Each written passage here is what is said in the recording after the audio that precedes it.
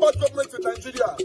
Nigeria was the only media that have been consistent speaking against the bad government and for the purpose for reformers.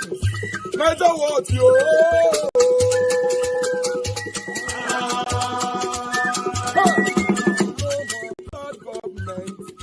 No more bad government. Niger what? No more bad government. Niger what? No more bad government. The only media that have been speaking. No more bad government. The voice of the voiceless. No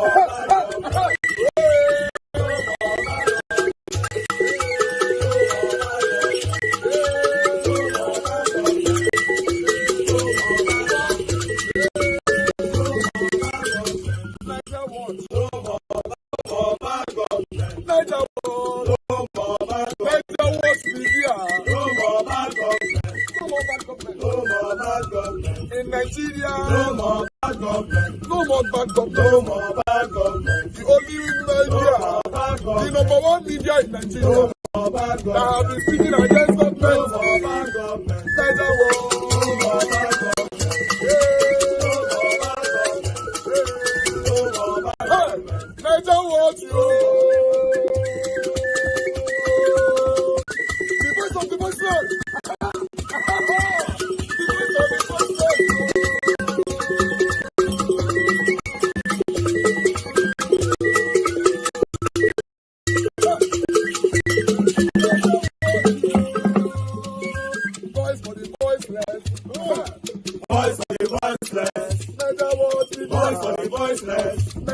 Media. The only media that have been speaking against bad government, being consistency since 1944.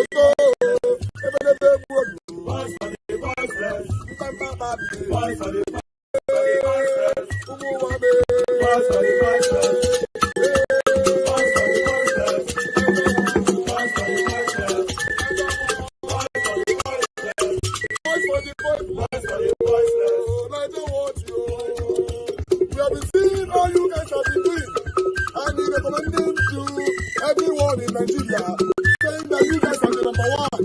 Nigeria wants you.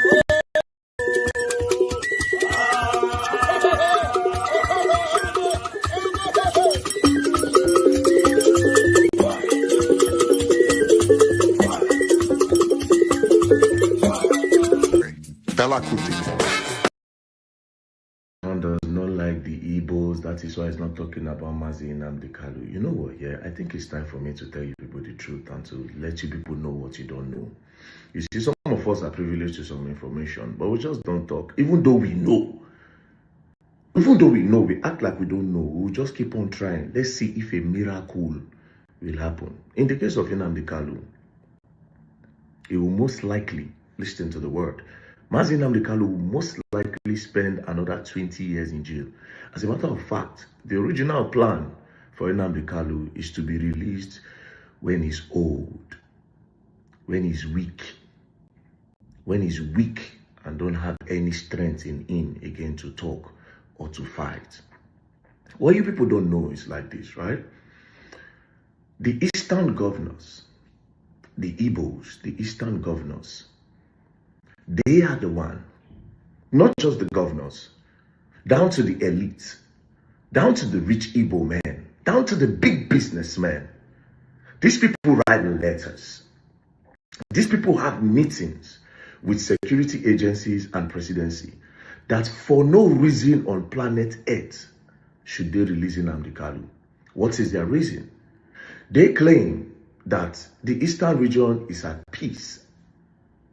But if they release Nnamdi Kanu, it will be a threat to national peace. It will be a threat to the peace of the Eastern region. Down to the big businessmen. I'm just telling you this thing is the fact. Down to the big businessmen. They say, no. We are okay now. We are doing our business. There's no problem. We have minor insecurity problem, right?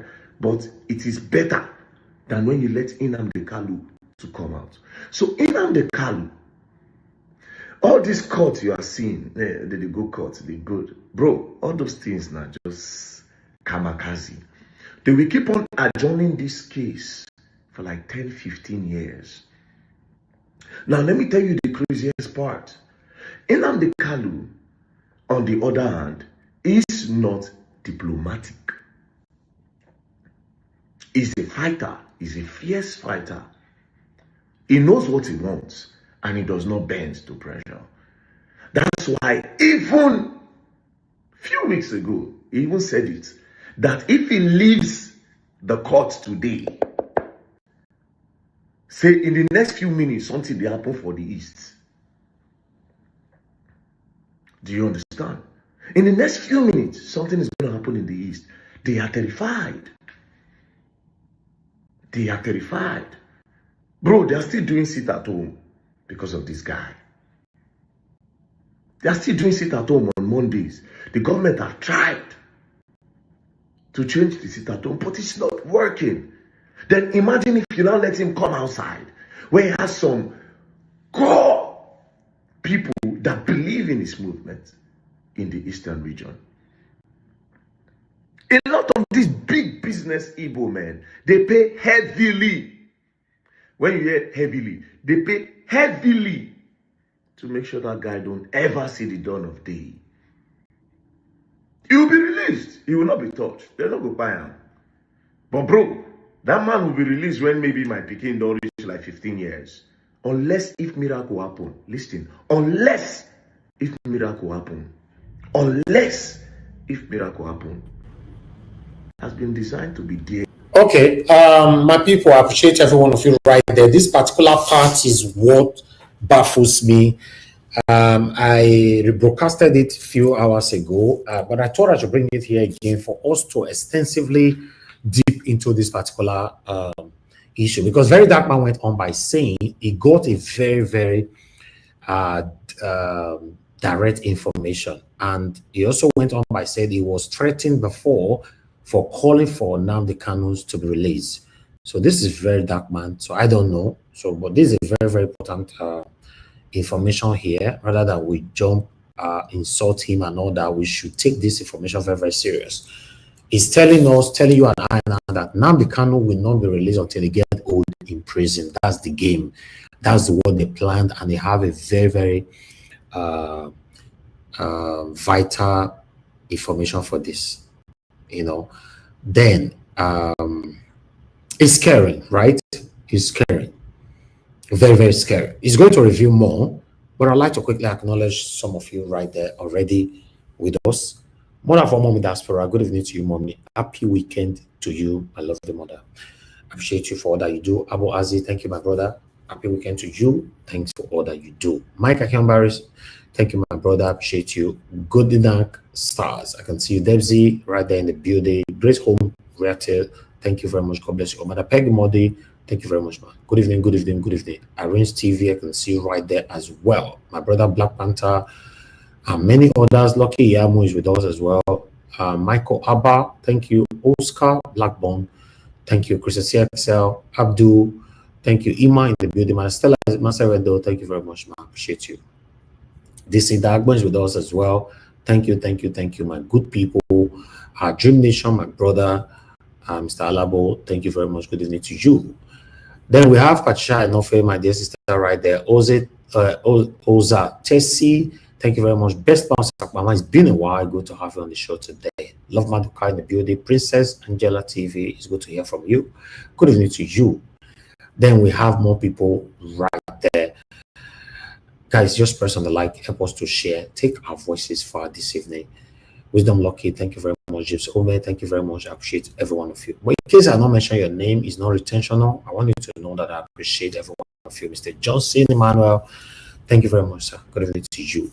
I appreciate you. Oluwatosi, my lovely brother. God bless you, all my people. And God will bless you. Obano Sonny, for the past 78 years, I never see you for a year. You don't leave me for street. Oh, this is so bad. It's good to have you back.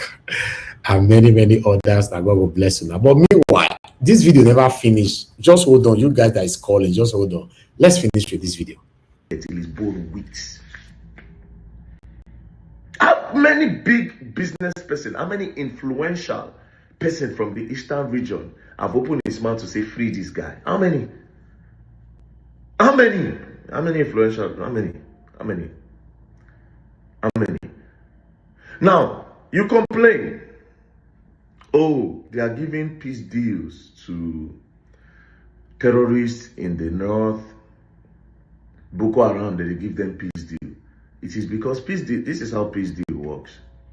The governor of the state can sometimes suggest, he go send people. Do you understand? Go talk to these people. Go talk to the terrorists. Say, Alpha, are you willing to lay your arm? This thing has been going on for a long time. Are you willing to lay down your arms so that you can just let everything go? Do you understand? That person goes to negotiate and come back. If it is a green light, the governor now can go approach security agencies like the NSAs. Come follow them talk. NSA will come say, okay, since now your state's no wala. Then sometimes it is the NSA and the security agencies. Now then go come tell the governor. Okay, I saw somebody already said there's some lies in what VDM said. I would really like to hear that. You know, don't just put it on the comment section from Love Maduka that there's some lies in what VDM said. Then you educate us, tell us which area he lied, and if anybody can join the panel, if you also disagree with him, because that's why we are here. Don't forget this. These are information that can fly so quick. So we need to be debunking them if you know there's element of lies on it. It's very, very important. You know, so I'd like us to move on. No, see, we need to do a peace deal. But in the eastern region, nobody is going to say, Mona, release this guy. Because they are all terrified. Do you understand? The popular names in politics in the East, the popular names in politics in the East, they don't want Nnamdi Kanu to come out. You know why? Because if this guy comes out, and maybe you are trying to be a governor, and he says you are not going to be a governor, you will not be the governor. Do you understand? Even though you will later be that governor, blood go spill. If you say you want to be president and he say, don't be you we want, you who don't want you cannot lead the Igbos. It is you we want. Guess what? Your people, the attention, the support you have in the East will be divided. Do you understand? So, Very Dark Man is not talking about Nnamdi Kanu. That's not true. In the past, I have. As a matter of fact, there was one time I spoke about Nnamdi Kanu. I was called and I was warned. Yeah, but I still spoke about him. I was called and I was warned. I was called and I was warned. Omoyele Sowore have been arrested. What I'm telling you now, Omoyele Sowore knows. But he was hoping for a miracle. Just like every one of us that hope for a miracle. He risked it to hope for a miracle that just in case, let's just try if it will work and they will release this guy. Sowore was just hoping for a miracle to happen. Okay, yes, maybe this miracle will happen. Let's try. Maybe we won't put a little bit of pressure. But he didn't know. I would say he didn't know. He knew he was going to be arrested. He was just trying his best. Do you understand? But guess what? We are not going to stop. We'll still keep on trying. But I'm just telling you, this is the original design.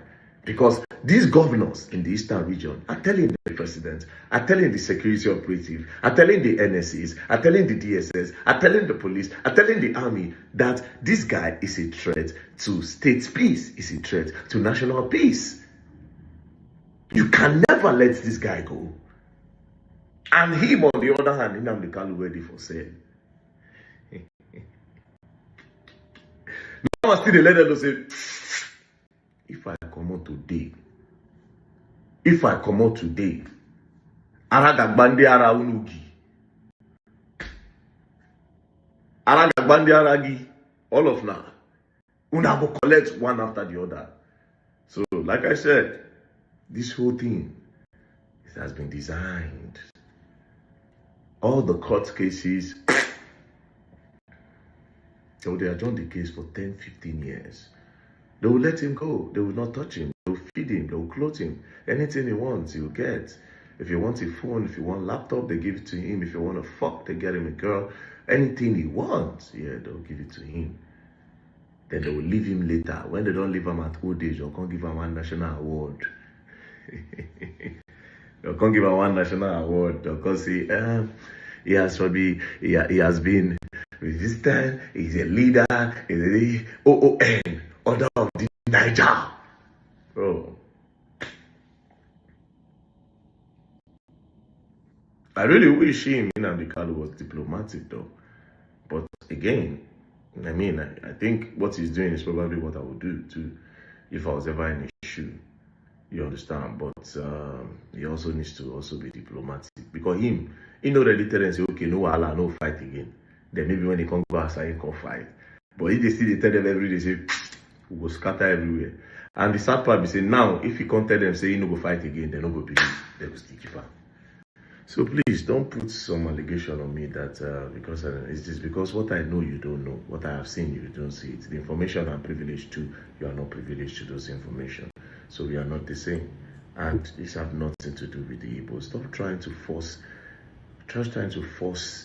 a narrative and a propaganda that hates Igbos. This is, I don't know why you all want to do that, but it's your business. Anyways, peace and love. Don't play. If you play, don't learn. I will learn there.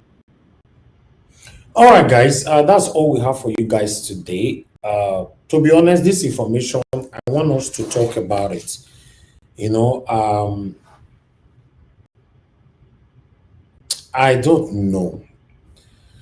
Mr. Elvis, I greet you. I greet you very well. You see, after the laugh, my brother. See, well, many things, Mr. Elvis. Let's not allow these guys to play on our intelligence. But carry on, sir. Okay. I'd like to learn from all of you tonight, but for me, I'm worried over Nnamdi Kanu. This is very unfair, my people. This is very, very unfair. Whatever that is happening to Nnamdi Kanu, if they don't let this man go, this is unfair. Mr. Elvis, your worry is valid. Very, very valid. Your worry is valid. Yes, because valid. Any angle you want to look at it, this is unfair. Just take it like it's your elder brother or your brother. This is very, very unfair. Let me take this call. Madam Deborah, it's good to have you on the show. Good evening to you. Talk to us. Yeah, good evening to everyone. Good evening, Mr. Elvis. Thank you, ma'am. You're all welcome to today's program. Let me first of all start with the last video. You know, Mr. Elvis, you see, the Nigerian government are so predictable. If you have been following the Nigerian things are happening and following it closely, you can predict everything that they are capable of going to do. They are so predictable to be able to predict the Nigerian government. I think it was just what do I have to say about Sowore's arrest? And what was my response? I told you, I said they are going to release him. I said yesterday, isn't it? I said they are going to release him. They are not going to keep him for long. I said they just arrested him. It's just to frighten people. They just did it to scare people, to intimidate people. Those people that will want to protest next time, so that they'll be afraid to protest. That was exactly what I said yesterday. And what happened today? Now they've released him. I told you, I said they are going to release him. And that's what happened. They released it because it's not really like how will I even say it? It's just like a planned arrest. Let's arrest him so that other people tomorrow that want to protest will be scared to protest. That's all it was for. And regarding Nnamdi Kanu's case, I think for me it's not a surprise to me because I think I've said it a couple of times that they are keeping him there deliberately. And I don't believe that just like Very Dark Man said, I don't believe they want to keep him there until he's old. I believe they just want his health to deteriorate. They want his health to be poorly to the extent. I mean, you can see what they are doing. Like I said, the Nigerian government are so predictable. They are so predictable, except if you are not paying attention to what they are doing. You can see that that's why they are delayed.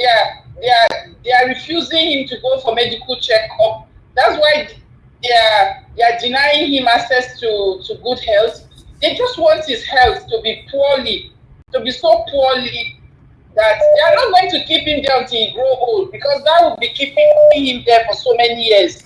Nnamdi Kanu is not that old. So if they want him to get old there, that means he's going to be there for a long time. Exactly. And I don't think that is in their interest to do that. Okay. For me, what I think they are trying to do, which they are already showing some of the signs. You see, that's why they are denying him access to treatment, because they want his health to deteriorate to a level that when he comes out, he will be so incapacitated health-wise. He will not have the physical stamina. His health will be so bad that maybe the remaining part of his life he will be undergoing treatment. That is, you will see what I'm telling you. I'm not a prophet, but I think the Nigerian government are so predictable. They are so predictable that you can predict what their next move is going to be. So I believe that they are going to let his health fail to an extent that they know that when he comes out, he will be physically incapacitated, that he will not be able to do much. Probably he will spend the rest of his life taking care of his health, so he will not be able to have the stamina to want to do anything. For me, that is what I think they are doing. And anybody who has been paying attention will know that that's what they are doing. That's why they are joining the case. They are playing games with him. They just want his health to be so poorly before they will release him. So regarding Boala, you see the damage control that they are doing. Since the United States made effort that they want to put Nigeria on the list of countries of concern, that is when they all wake up from their sleep. Is now they are doing propaganda with the lives of people, innocent lives that have passed away. Is now even the Shameless Christian Association of Nigeria are equally part of the damage control, part of the propaganda. All right. In fact, these people are so shameless. I just hope that the United States will go on and not be deceived by this propaganda that they are doing. I hope the United States will still go ahead and do what they want to do, so that the lives that are lost, we have justice. And I just pray that justice will be served for them neglecting those people and allowing those innocent lives to die like that. I hope that the United States will go ahead and sanction Nigeria and do whatever that they need to do, so that the lives that were lost will have justice. Thank you so much, Mr. Elvis. Thank you so much, man. I really do appreciate your continuous submission. Thank you. Yeah, thank you, sir. Yeah. Yes, sir. Okay, let's hear from Madam Origin with us. Madam Origin, are you there? Thank you, man. Good evening to you. I do appreciate your continuous. Madam Origin. Oh, Mr. Niger, thank you, ma'am. Good evening to you. Please talk to us. Thank you for picking my call. Thank you, everybody. Mommy Diaspora, God bless you. Thank you for all you do. I greet every panelist. Thank you. I think I will start with Boala, and I want to tell every Nigerian that love their lives, please don't listen to the likes of Boala. If possible, scrutinize your pastors. I don't know, how they do these photo ops of these shops. I don't know which category of people, the so-called pastors that were with him, and they are doing all the cover-ups. For crying out loud. For crying out loud. This is a matter of, call it pogrom, call it genocide, call it elimination of lives. There are mass burials of people, human beings. The place where I live, if one person, anything happens, they will investigate, they will call up, they will do what it takes, because one life matters. I know of particular platform that take it upon himself to reveal and put record, announce so number of people have died in this place. There is bandits, marauders. Our so-called government will use their mouth and say these people are not from Nigeria. Marauders come in, eliminate the lives of your people, send them to IDP camps. Yes, since 2010, there are people that have left their homes 10 years, they have not returned. And there is a government breathing, alive and well. It was these people took it upon themselves to go and report the matter, because the government that was supposed to protect them, are these people not ashamed? So somebody is going to start doing all this macabre dance, dancing naked, trying to cover up what is open. I told them, I said, go all over. Everybody knows what is going on in Nigeria except Nigerians. Everybody knows. So here we are, talking about massacres and adult government is trying to paint or make what they call damage control. I don't know what you as a person, if you say you're a Nigerian and you're listening to this government, shame on you. And let me come to Nnamdi Kanu and what VDM said. Anyway, it goes back to Nigerians. Hello, this is justice denied. However you take it, however you turn it, however you cover it up, however you speak from two sides of your mouth. I have seen for the last couple of days, I have seen the propaganda. These people have enough to pay you, to make you talk from two sides of your mouth. That for that particular platform, that particular national TV that is saying that Nnamdi Kanu, he has a question to answer. I want to refer that person to the 5 court judgments, both international and local. I want to ask that person, if you are the one that in your father's compound, you looked and saw 28 lives on the floor, bleeding, and you ran for your life, and you know it was you they are coming after, and maybe someone sneaked you out, and you ran to another country, and they came there and abducted you. If you are the one, and you sat on a high chair, and you're saying that this man has a question to answer to the people, it's like someone used something on you, and you ran to the hospital, and when you got there to save your life, then the doctor that came to stitch your wound is the one that give you the cut. This is what this looked like. For that man that said that Nnamdi Kanu has to answer to the people, to the country, that abducted him, that died 28 people in his father's compound, and that cost the life of his parents. They didn't know where he is. If it is me, I don't know if I will last 2 days.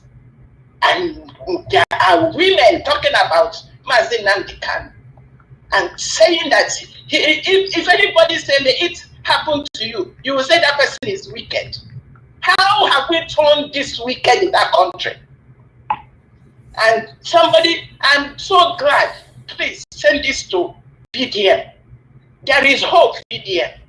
Whatever, whether it is the people that have all the money, the people that have all the power, that have kept Mazi Nnamdi Kanu there. You said unless there is miracle. Some people are selling their sleep to see that miracle. And we are here watching and waiting. And you know what? I rest it there. Thank you so much. Thank you. Mr. Niger Watch. Thank you very for your much. platform. Yes. I appreciate you, Madam Origin. Thank you, ma'am. Okay, I'd like us to take another call here quickly, Mr. Okpara. Thank you, sir, for calling in. Please talk to us. Good evening to you. Mr. Okpara, are you there? Yes, Mr. Elvis. Thank you, sir. Good afternoon. Good evening, sir. Yes. Actually, calling to speak for just 1 minute. And my reason for calling today is again stemming from yesterday when I was talking about the guy that was, the last video you made.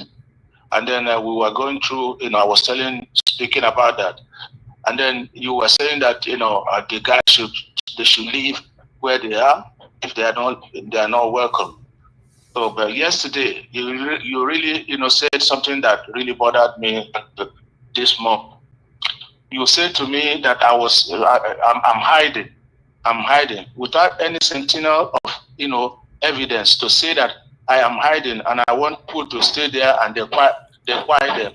It's not that I'm asking you to say, like Nigeria will say, do you know who I am? Do you know who I am? I don't speak like that. But you don't know me, but you just say to me that I'm hiding, and I'm asking people to be quiet, wherever they are. What I meant is not only you are accused so many people. One of the people that are accused is already on the panel right now. He didn't sleep with his sentiments. He's on the panel. He's right here with me. Why did you have to sleep with your own sentiment because of my submission? And you are bringing what happened yesterday again here. The word hiding means that you live in another country and you are telling the people in Nigeria to wait and die. Simple. Well, I don't like people who sleep with something and bring it for the next day. Please, just give submission and let's move on, sir. No, you said I'm hiding. The word you said hiding. It's only a criminal or somebody. Then go back to Nigeria. That's what I'm saying. If you are not hiding in any country where you are now, sir, buy ticket and go to Nigeria and fight for those people they are killing. Simple. I do visit Nigeria. Yeah, you go and fight for them. Don't sneak there. Just come. And go to that location in the Sabisa forest and fight for those people. Then I'll not use the word you are hiding. My main reason for calling, now is done. And from now today, I'm deleting, your distance. I will never listen to you again. Okay, sir. My distance will be deleting it. Just to let you know so that my conscience is clear. Okay, sir. Please, this is the second time. Try to keep to read this time, please. Delete it and even block us. You think if you leave the spot that you left, someone else will sit on that seat. We don't pass that level where you threaten us. You are leaving. You are deleting. You said that. You said the same thing back in February. You will never call it to this show again. 7 months later, you called. In fact, I wish I were you. This time, keep to read, and I promise you, between now to the next 1 month, people don't forget you. You think we are here to carry one particular person emotions along? We are here to say truth. If you know you have the liver, you are telling the people in Nigeria to wait in that particular region or the community to die. That was your word yesterday. You said, though, I said that they are killing people. You said they should wait and die so that they can fight back. And you are hiding somewhere in another man's country where these people fought so hard to develop. You are there. I'm just the word again. You are hiding there. If you are not hiding there, come to Nigeria and from Nigeria, tell them to die. Then I'll know that yes, you are a brave man. Don't hide in another people's country where you know that these people, they work so hard to develop their country. Lots of Nigerians, both UK and every other country that all of us belong to today, those people fought for their democracy. They fought for the betterment of their country. But some of us will hide somewhere and be from them making mouth. Cowards. Thank you, Mr. Joseph Rogi. Good evening to you, sir. Talk to us. Yes. Yeah, I agree with you. Yes, sir. I give you for everything you do. I agree for everyone. There's one thing I want to correct. That a statement that VDM said about Southeast governors trying to influence the present decision or to keep somebody in prison. or to keep somebody locked up, even in an ongoing case. You see, Mr. Elvis, the president has serious powers. He has serious executive power, and he has a prerogative to do whatever he wants. Mr. Tinubu, Mr. Bola Ahmed Tinubu, while he was seeking to become the president, this issue of Kanu is not a news to him. He knows everything.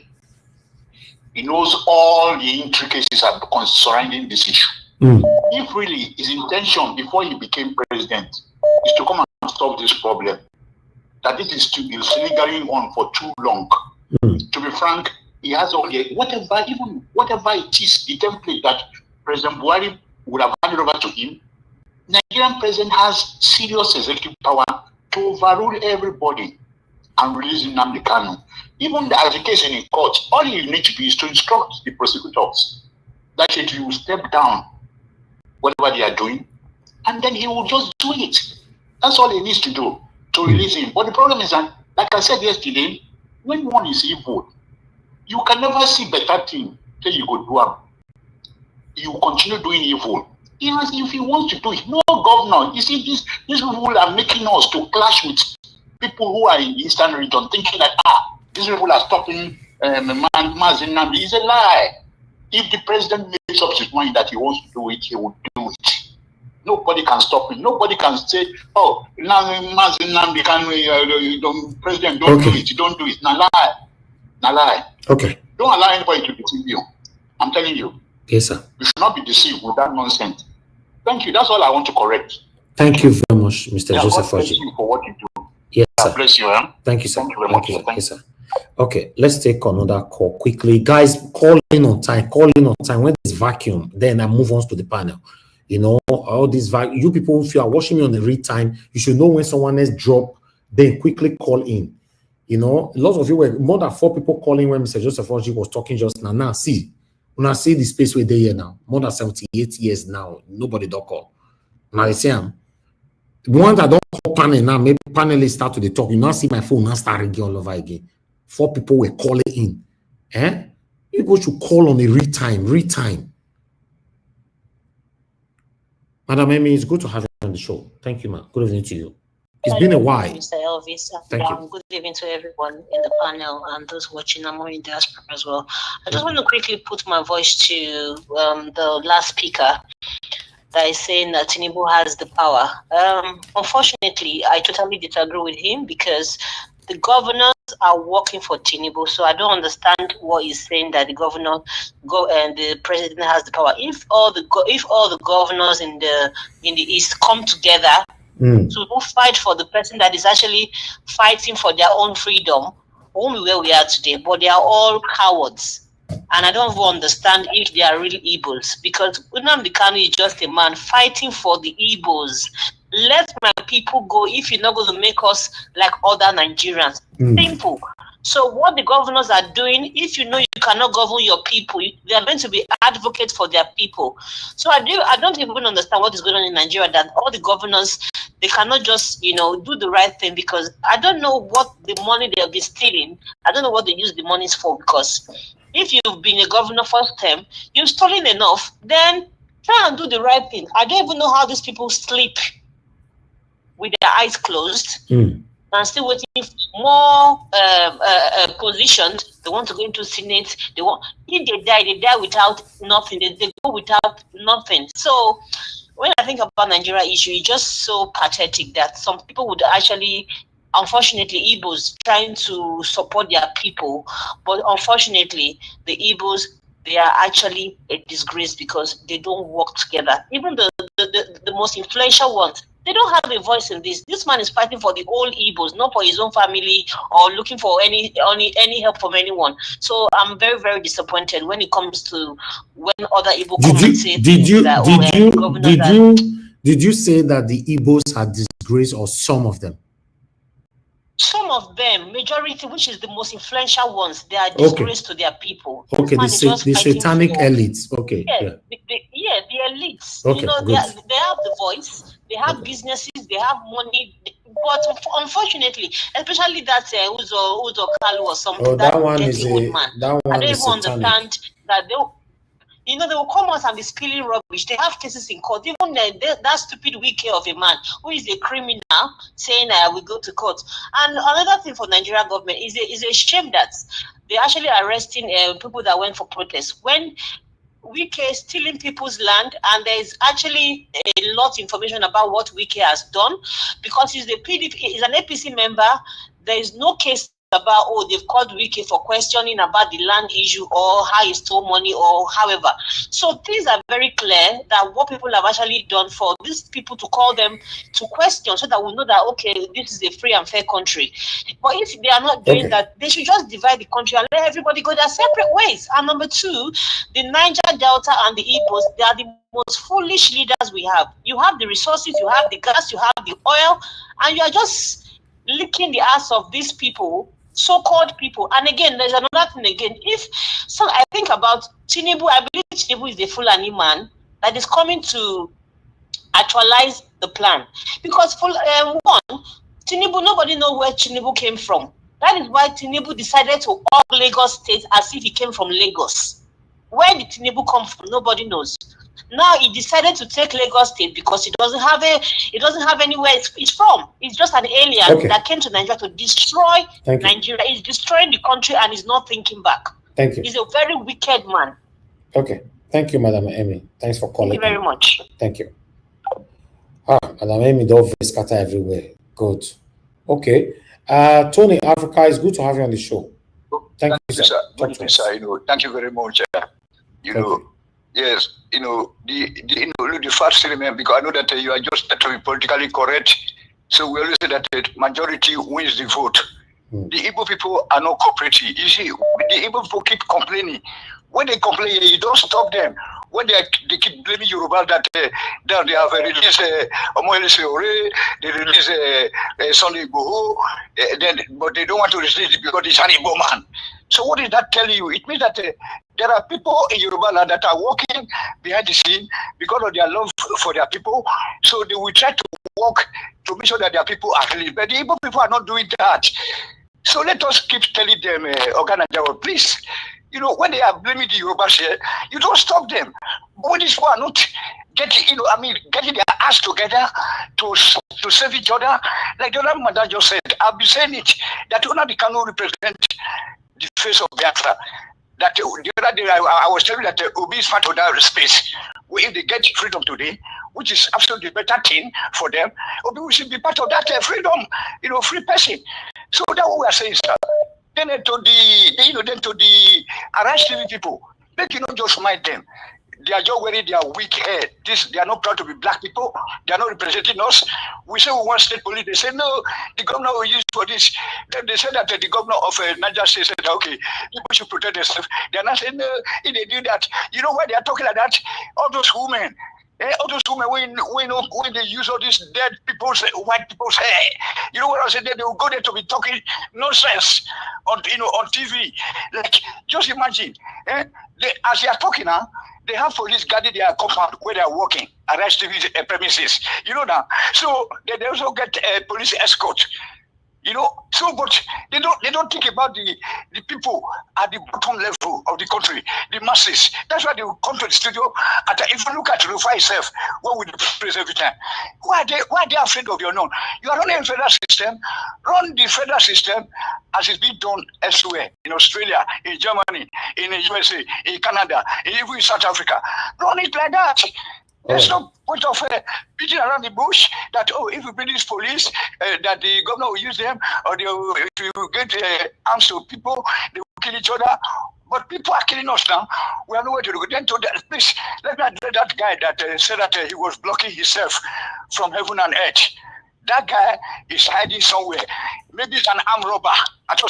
When these people, some of these people, when they go back home, they don't. No, sorry, sir. Let me. People have been talking for 20 minutes. I'm sorry, sir. No, but you said the guy is armed robber. He's not armed robber now. Eh? No, sorry. I said that he may be an armed robber. He may be an armed robber because the way you were even telling him to forget the issue, that let us talk about. Tony Africa, you can take that back, Tony Africa, take that back. Please, you can't call him an armed robber. It's not nice. Take that back, Tony Africa. Take it back. So They say you should take it back. Can you take it back, please? Take it back. Take it back. Take it back. Take it back. Take it back. Take it back. Tony. Oga Tony. Oga Tony, can you hear me? Yes, sir.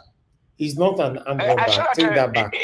That he may, no, I said that some of the armed robbers abroad. No. You said that man is an armed robber. Don't use the word. Don't use the word he made because you don't know him. So take it back. Okay, you have done that. Okay, let me go to the other. So let me just end up so that let me round up. Okay, so thank you, sir. So these Igbo people, some of them, majority of them, like I always say that they win the vote. When they go back to Nigeria, because they are living abroad, they don't go to their villages. You know, because they will be afraid. They will stay in Lagos. That's in Lagos when they hate.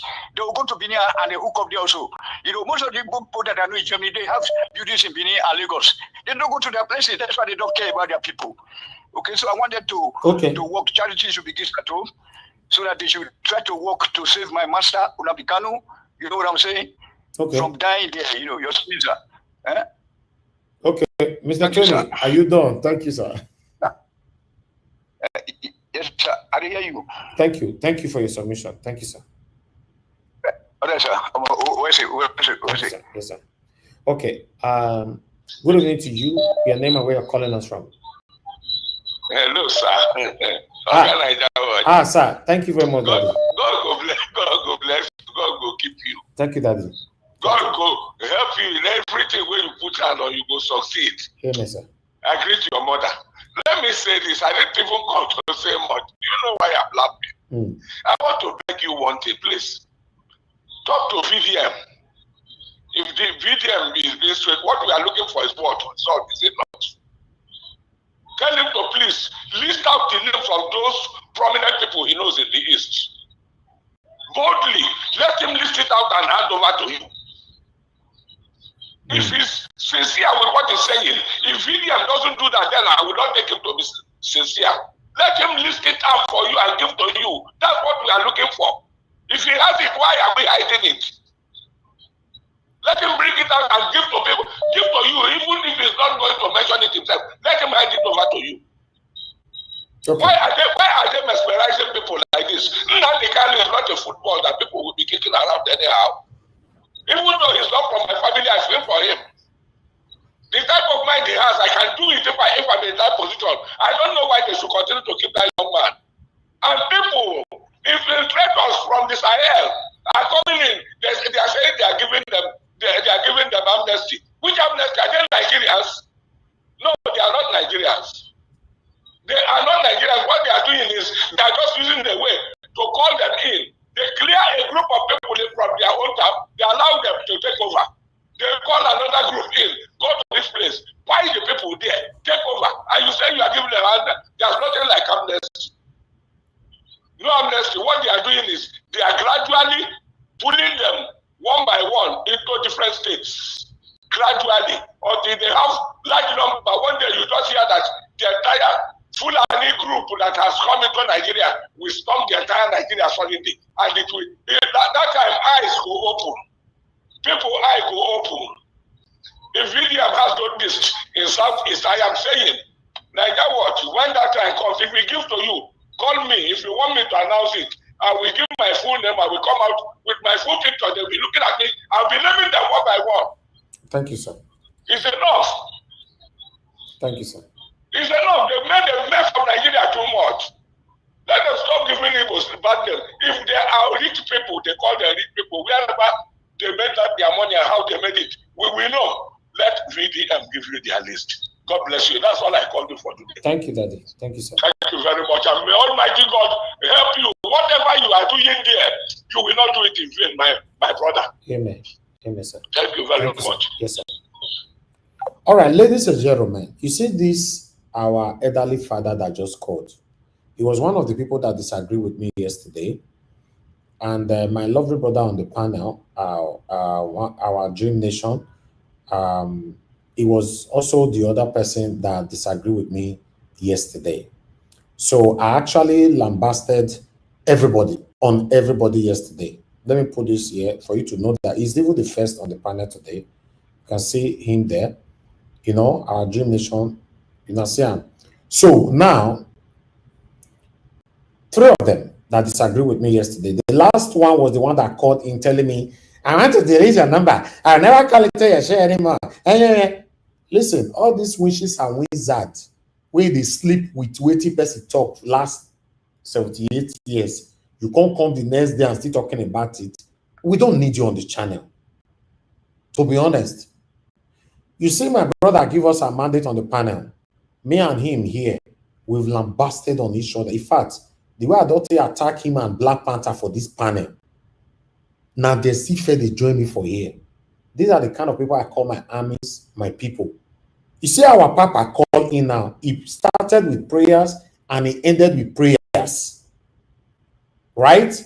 You, they come.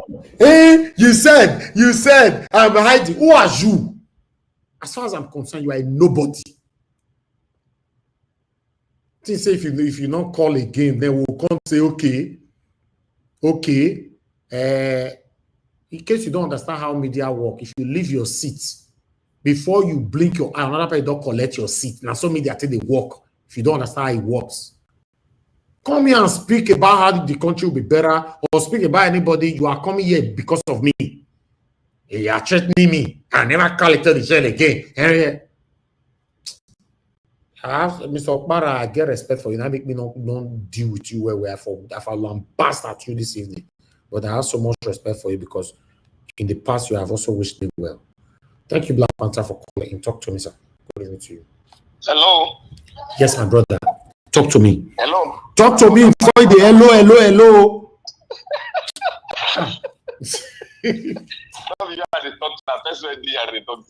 And why are you calling it to Nigeria to talk to somebody else? You got to give me a wave note that will just push her on my front. Okay, go ahead. Nigeria, thank you very much. I want to say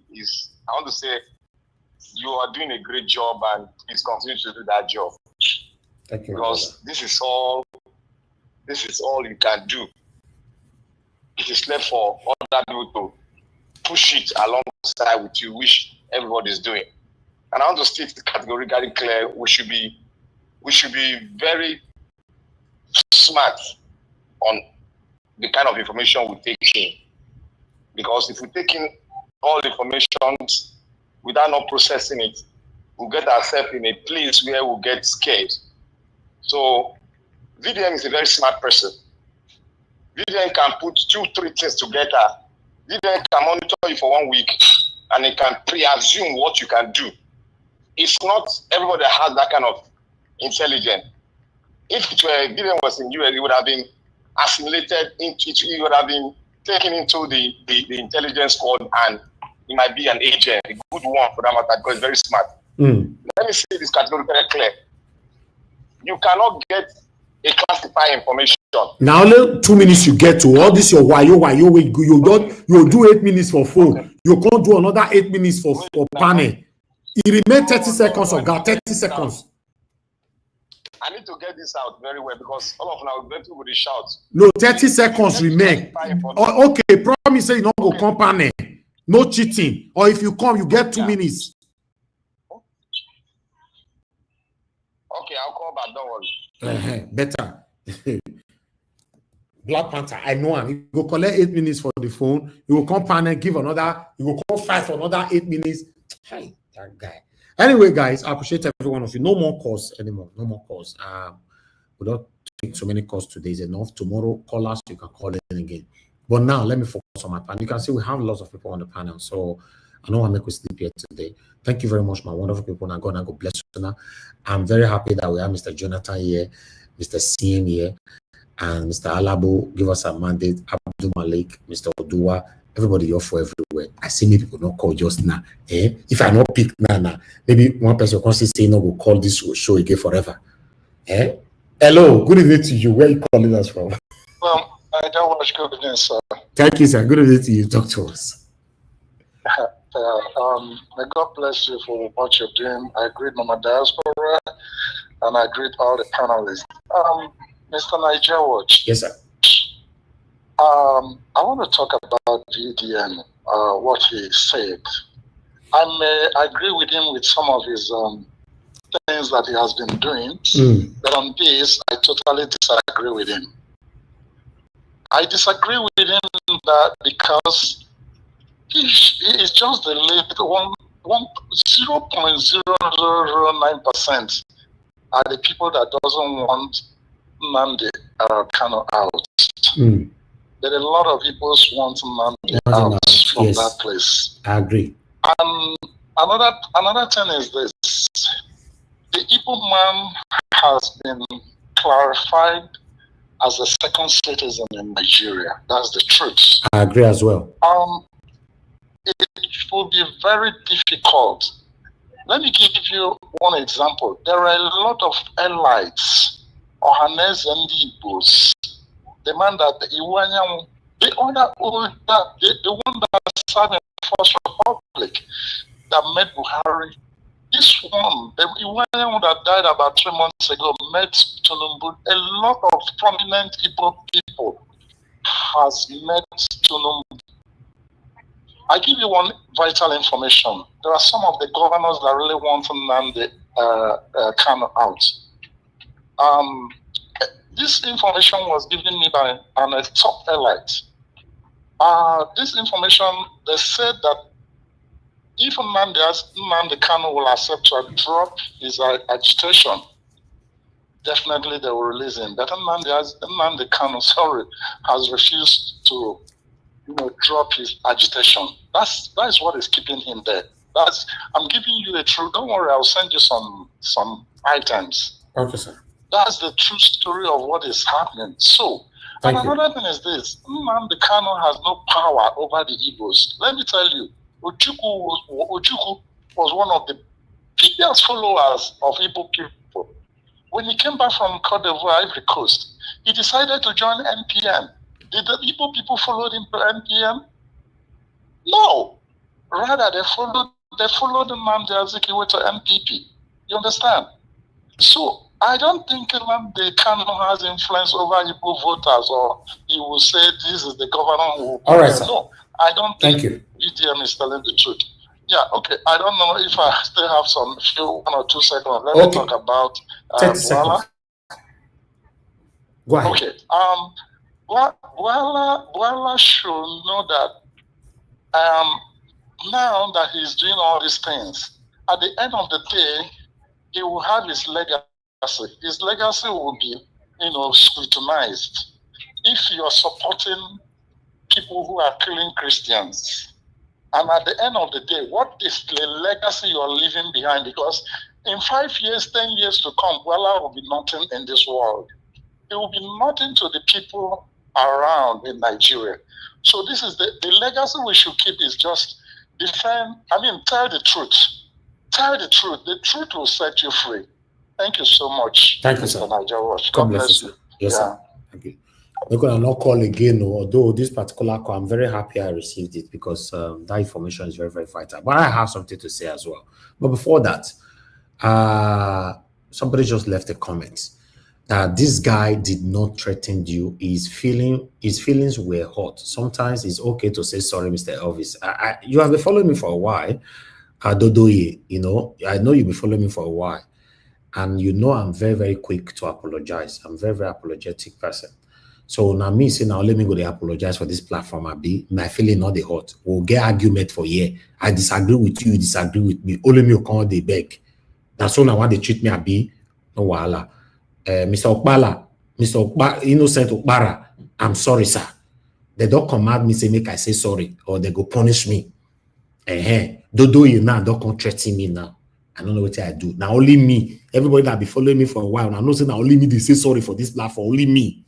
I'm very quick for you to say that, oh, sometimes it's okay to say sorry. That means you know me for a while. Say I'm always good at this. Although Mr. Okpara is not a bad person. He cares so much about me, about my family, about my wife, my children. He's always doing that. But this is the second time in 1 year when Mr. Okpara does they call to this platform again. If you really love me, have a thick skin for people to disagree with you. For people will not always agree with you. Even on this platform, people they always agree with me.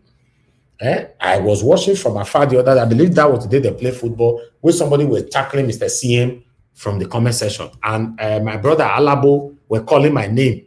That Mr. Najawash, please, if you are there, help us to block that person on the comment section. I didn't block the person. Mr. CM, the next day, he came back here. That's how he works on the panel. If your happen, now force me. Only me will go to apologize. Only me. You people are taking advantage of me. Oh, it's not right. Oh, all right. I'd like us to move on. As for VDM, before you guys will give your submission, I would like to say this. For the first time, VDM is my lovely brother. I will stand by him anytime, any day. I will stand by him anytime, any day. But it's not enough for me to see when he's doing something wrong. I will still stand by him. I'll call him out. That's what I stand for. VDM, for the first time, I disagree with him 100% on that video today. I don't want anybody to hide under my submission to give their submission today. Just be fair and be straightforward on your own submission. Because I would have said, let me give it later on. But when I get people like Oga CM, Alabo, and Mr. Jonathan here, you get the way they call it, do my final for final broadcast for here. They go bala blow, then everything now will not frequent talk to one talk, and so people don't go sleep. So that's why I'm saying it now. I disagree with VDM. In fact, that video, my brother VDM, I know you might not like this that I want to say. That your video is kind of suspicious, and I don't like it. I would have preferred you don't do video at all. To be honest. Maybe tomorrow now, one of you constantly make a constantly apologize to VDM. Because when I talk for a year, now so I make I go apologize now at the first maybe I go to do. But the truth have to be said. Or what I believe on, I cannot change my own opinionism just because I want to please you. That video from beginning to the end is wrong. It's wrong. Let's be honest. But I'll leave it there. I don't want to emphasize on it. I want to hear from you guys. Thank you very much.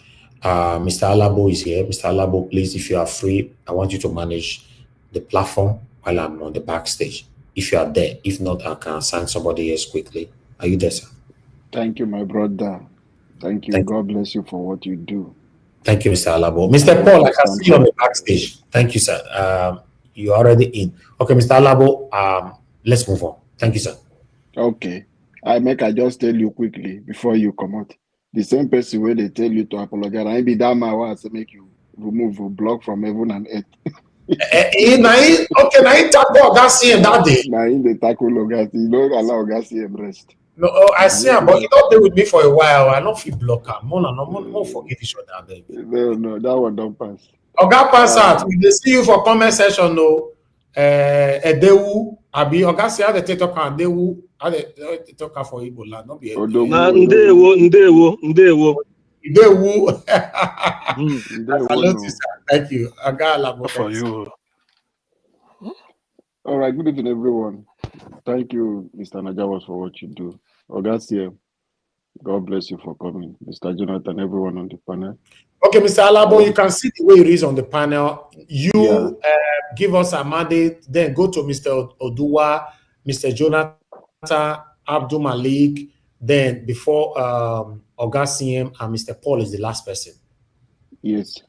I will just talk small to allow them because the panel full well. Exactly. Thank you, sir. All right. Just say, not be so I won't hide under your own. I just want to take us back. This is not the first time VDM don't come do something like this. You don't do one before too. We'll call and say, which kind of video this or where VDM do? We don't feel understand. You don't get leg, you don't get head. When we are military something. Saying they form this, they won't begin clean gutter. So today we'll never see how many gutter they don't clean. So some of those things will just come up with where we don't know.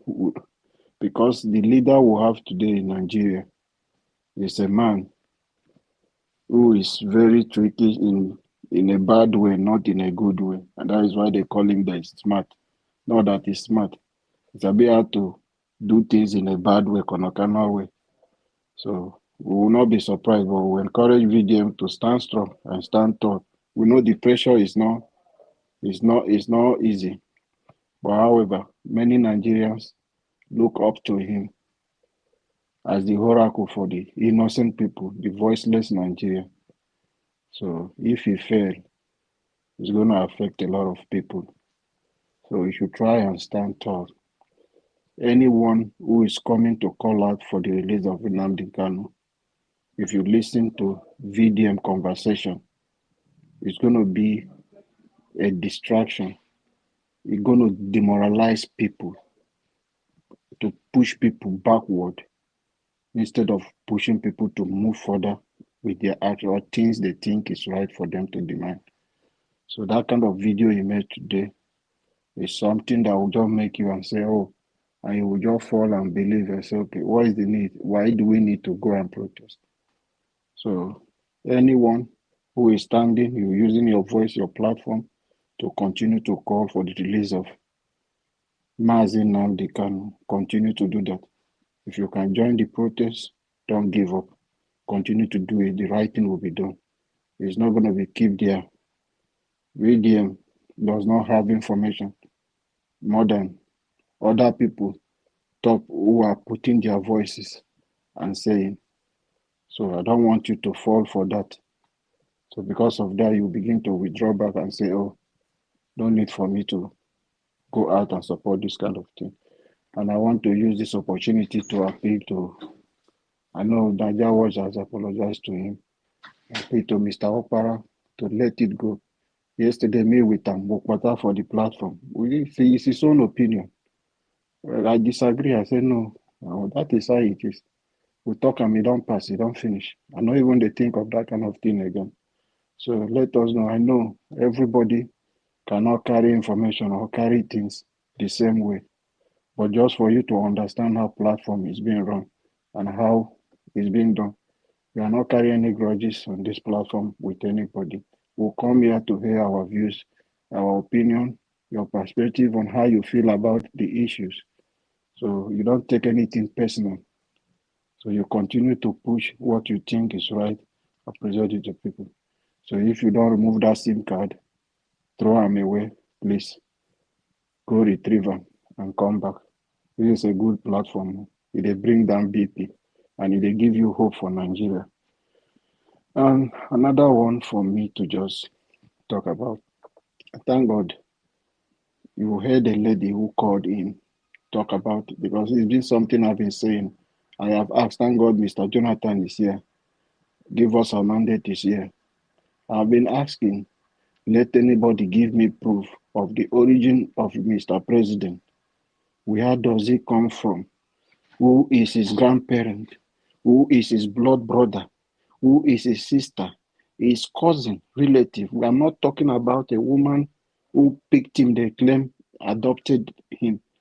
Let us know the origin of our president. So nobody have not gotten this thing to know. Nobody have come to tell us this is where this man is from. No origin. That is why he could come out to say he went to a secondary school before the secondary school was established. So it's really a problem. So if someone is saying he's a Fulani, we will have everything for speculation, because nobody knows his origin. Today he's sitting at the helm of the affairs of our nation as the president. So it's really a shame to our nation. And we have made a big mistake allowing characters like this to take power. Not that they don't know who he is. Now he's in charge. It's now that everybody is running head-to-head to pull it away. It's going to take us tough time for us to do this and pull him out. So require everyone to unite. This is a man who protests and put my uncle Julo Jonathan in a coffin. All of them, Tunde Bakari. Everywhere now is silent. His business partner, the GO and all of them, they are silent because all of them are doing. So I don't want anybody to feel all you're talking about. Why is it that the same people who criticize government today, they only organize prayer for Nigeria? Let us continue to pray. Why did you not pray during Goodluck Jonathan? Why did you come to protest? You will say, yeah, it's your personal choice. They are business partner. The EFCC chairman have told us clearly that religious leaders help politicians to launder money. They are business partners to politicians. So we should not be carried away. Spiritual father and this. So we think these people are not business people. They are part of the problem we are having. They are politicians in disguise. So it's a problem. So most of you are looking up to them. They will not save you. They have secured the future for their children. They have their empires built across many places. So they don't care about you, but what they are concerned is the offering you bringing to them. You can see, are you surprised to see Bishop with Daniel Bohala? Before election, did you not see arranged bishops who came in to support them to say they support APC and the Muslim ticket? So if you see Bishop again organizing with them, not be surprised. They are running data sector because they don't want the US to do what they want to do. They don't care about the country. It's about their asset abroad that they are trying to protect. Don't think they are doing it because they want you, the innocent man in Nigeria. If US make that decision, you will be the one that will benefit. Your politicians will sit with you in your country. They will fix your medical system. They will fix the road for you because their children and them, they will pull them back to Nigeria. They will take over their asset and they will pull them. Most of them will not go there to seek medical attention. And anywhere US do you anything, their allies, they also put high on you. You cannot go to people too who are close doing business with them. They can pick you from that place. That is how it works. So whatever you see them running today, trying to change the narrative, they are just doing it to protect their asset abroad so that they will continue going abroad to have a good life, then leaving Nigeria suffering. Let me just leave the floor for Give Us Our Mandate to speak to us. Thank you, Give Us Our Mandate. If you are there, please, 8 minutes. Thank you very much. Hopefully you can hear me clearly. Yes, we can hear you loud. Okay, thank you very much. I bring greetings to everyone. Thank you for the time that we've always spent together on this platform. I do appreciate everyone's time, and then everyone's contribution has been appreciated and then taken to heart. The wisdom that we share together on this platform, the knowledge, and then the technical know-how, exposing Nigerian government, talking to ourselves, and then seeing how we can actually rescue our nation as is a great one. Thank you very much. Mommy Diaspora, I greet you. Mr. Elvis, I greet you. But before I actually continue, Mr. Labo, if you can remind me the name of that person that said Mr. Elvis should apologize. Can you remind me his name, please? It's Mr. something like Didi Duye. Yeah, it's on the comment section. I will also maybe call on him to call on Mr. Okpara or Mr. I think it's Mr. Okpara to also call into the show and apologize to Mr. Elvis. And this is where it becomes so critical that things like this need to be addressed. We will not always agree on a matter. And if we don't agree, that is not enough to tell. What you just did today is an announcement. And you should have just kept the announcement to yourself. You come in to call in and say you come to announce that you want to leave the platform. It's an announcement. You should have just kept the announcement and just go silently so that we won't even notice you. It was just an announcement. And that's so shameful of you. It's so shameful of you. I'm a Yoruba boy. Mr. is from Edo. You are from the southeast. Rossi is from the southeast. Mr. Jonathan is from the southwest. We have Mr. We have a Mr. Odua from Edo State, and we have people that are calling from the north. We all are here trying to settle how we can get our country together, and you're asking them to you are announcing that you want to leave the platform. You have just gone silently, sir. I won't even notice you. You have just gone quietly. It is also on you to call Mr. Elvis and apologize for him. When brothers disagree, I don't think the house should come down. How then are you going to get a good nation? Must I agree on your own point? We should not. And because of that, we should not burn down the house. No. You should also call Mr. Elvis and apologize for him. I should do it today. Do it today. Now, to Black Panther, you say VDM is an intelligent person. Well, that's your own bingo. I'm not against him. I'm not against his intelligence. I'm not against his wisdom. That's your own bingo. If you don't know that what he did today is just playing on your intelligence. I think I called him. I told Mr. Elvis, let's not allow this guy to play on our intelligence. He just will play on people's psyche, on people's intelligence. What he just said, what he said now, is it a breaking news? It's not a breaking news. And I thank God for the last caller that said, the people that does not want Mazi Nnamdi Kanu to be free, how many are they in the southeast? How many are they? Mr. Dr. CM analyze the evil of Hope Uzodinma. How he was a 419 in Lagos and did all of those evil. So you think that kind of person will support the release of Mazi Nnamdi Kanu? And a lot of Southeastern, including Southwest and South, and even the Northerners want Mazi Nnamdi Kanu to be released. And I thank that man again because he said, from what we've gathered, Mazi Nnamdi Kanu has been talked to. Drop your agitation. Now, I'm from the Southwest. Sunday, Igboho said he was fighting for Odua, right? Ever since Tinubu, the criminal president, became president in court, where is Igboho today? Igboho is in Germany, cooling off. Do you hear anything about Odua movement again? No. Where is Igboho? Where is Igboho? Igboho, Tony Africa. Igboho is in your country. Go and look for him. Ask him about his Odua agenda. Tony Africa, I'm sending you to go and look for Sunday Igboho in Germany. Ask him about his Odua agenda. Where did he put it? That he has hanged it. Why? Because a criminal drug baron has become the president of the country. Whether you believe it or yes, what Mazi is doing, how is it different from what Sunday Igboho is doing?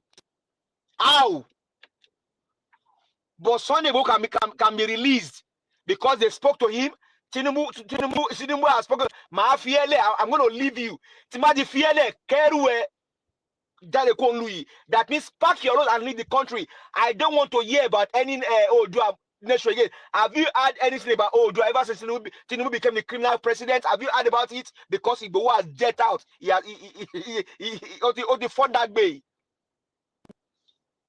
Mazi Nnamdi Kanu is fighting a just cause. And when I tell you, when I speak my own here and I give my opinion, let's be careful. Let's know who is with us and who is against us. Some of these guys are not with us. If you think that the release of Sowore is a breaking news, it's not a breaking news. See, Nigerians, how are we going to allow this guy to be fooling us? How? That is an RNG arrest and release. Know it, Nigerians. Know it. Please know it.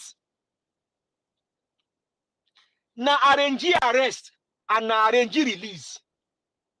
And that's my opinion, and my opinion is valid to me. You can go and hunt Chasma if that pains you. No who is fighting for you and no who is against you, Nigerians. Just like yesterday, they were saying that Oshomole was saying that let's stop arming the talk.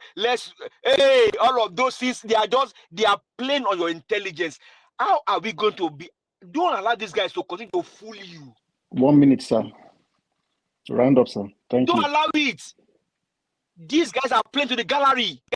Nigerians, be wise. Mazi Nnamdi Kanu is fighting a just cause. Only a few of the Igbos don't want him out. Majority of the Igbos, Southeasterners, Southwest, Northerners want Mazi Nnamdi Kanu to be out. Why? Because he's fighting for you and I. Where is Igboho? Igboho has jetted out to Germany. For Igboho, ask him for Igboho. Where did he put Odua agenda? Tinubu, the criminal, has become president. Igboho has jetted out. Nigerians, be wise.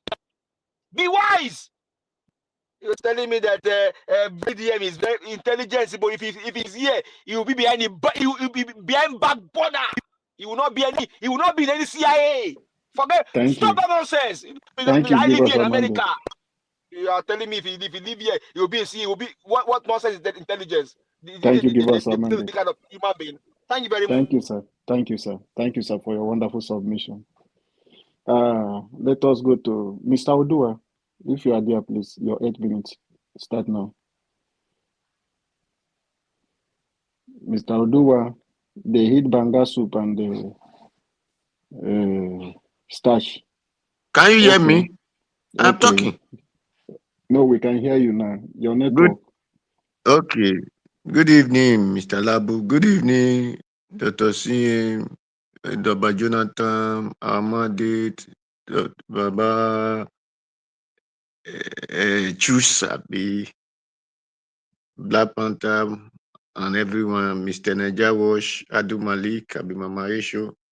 Good evening, everybody. Thank you all. Happy Saturday, happy Friday, happy weekend. Thank you. Good evening, Mr. Najawash. Good evening, Mommy Diaspora. Thank you, Mommy. God bless you for your good work and your zeal and the effort, Mama. Thank you. God bless you. Good evening, commenters, listeners, and viewers, and the passerby. Well, thank you all. Sowore has been released, and with the other lawyers, they caught with 500,000 naira. I don't understand. Are they the one to pay 500 naira, 500,000 for the bail, or they award it to them? Please, can someone tell me, put me through? Dr. C, are you there? Sorry. Odua is bail. They will pay it to the court. It's to build them while the case continues. The 500 is like a bond, so they keep it with the court. If Sowore didn't turn up, the court may take it and then go after Sowore. But if Sowore brings himself at the right time, they give back the money. That is it. But I thought they said bail. I thought they said bail is free. No, even the 500, the way it works is that it's not the sir. Bail is written. Bail is free. This one not court. That is not my English. That is not my English. It's written bail is free. So court himself is doing illegal by asking where they know that his bail is free. Mr. Odua, let me say this. Just for you. See, the bail is not nobody pays the amount of the bail 100%. That's not how it works. So that's why when they say they put 50 million naira bail on somebody, it's not that the person will come up with 50 million naira cash or 500,000 cash. It is a percentage of it that you have to put down in the court. It's not the exact amount that we put down cash. I believe it's 10%. Yeah, even it's a very tiny amount, very, very tiny amount. But that 500,000 in this, it still remains. It becomes payable in full the day you flaunt the court order.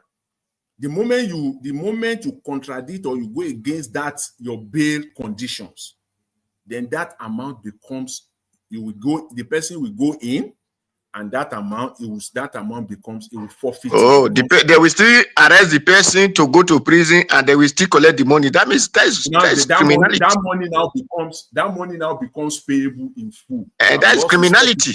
That is the court himself is criminal. No. It's not criminal. No, sir. Sir, it's very clear. If you don't come on the time, we will collect this money. That is criminality. That is the court himself is criminal. The person break the bail conditions now. The bail condition, bail is free. If you did not come, we will arrest you. But if you now put the money, you did not come on time, we collect the money. That is criminality. Let's say something the way it is. Mr. Odua, if one of the bail conditions is that the person should not travel out of Abuja, and the person now travel out of Abuja, and the police were able to prove that he has traveled out of Abuja, which means that he has defaulted on that one of the bail conditions. At that point, the court will ask him, if they go back to the judge will say, okay, that 500,000 now becomes payable. You will forfeit it, even though you have not actually given the court 500,000. Thank you. I understand all this English, sir. That shows criminality. Even bail bond happen in your country now. They have bond also in Italy and other foreign countries. Yes, It's now. not same. It's same principle now. So I don't think there's anything that No, it's not it's not the same principle. No, It's no. the same. Odua, please. Mr. Anyway, Odua, let's leave that sorry, one sorry, can because we listen, please? Mr. Odua. let me Mr. write down. Odua, now your Bail time, they becomes take you free this one, if you did not flaunt the condition. That is when it becomes free. Well, let me go on for the other side because I can, even if the court himself can start with the criminality, so why won't the other people who follow him do the same thing? Well, me, I will not want to say VDM say this, VDM did not say that. Even with what we are seeing, where they were doing protests, some of our Igbo brothers still pay another people from the Dagwalagwa, what they call the Gragwalagwa, and from other villages. They brought them to come and counter their protests and say, don't free Nnamdi Kanu. That shows stupidity of many people. Nnamdi Kanu, that this English is very distinct because that is why I love when Nnamdi Kanu said he want to be talking for himself. Because there are things they said they designate him as a terrorist. Because maybe it's not Nigeria English. It's not Nigeria language. That is why.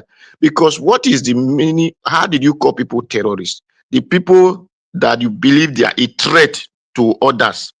Now, the people, as they found gun in Nnamdi Kanu hand, no, the people that they found gun in their hand, they did not call those people terrorists. The people that left their own house, that left their villages, who will now live from Sokoto to Abia State and start destroying people's farm, killing them. You call it farmer header clashes. Then the one who said no, don't destroy my property, you call that one terrorist. So if who is the terrorist then? That means the person who cover up according to the law. It said neglect of permit that permitted his prisoner to escape a lawful custody, 21 years imprisonment. So automatically, those courts, those police, those soldiers, those presidents who have been covering up for all these terrorists that is terrorizing Nigeria are the terrorists. They are the culprit of terrorism. They are the culprit. They are terrorists because that is why they cover up from these people and now accusing you who said, don't kill my people, as a terrorist. Then the journalists, the court journalists who will be accusing you that why must you want them to designate Nigeria as a country of concern? And these people are there watching Nigeria being killed. All these people are terrorists and they are culprit of terrorists. Because if not, Mr. you Odua, will be happy to, sir.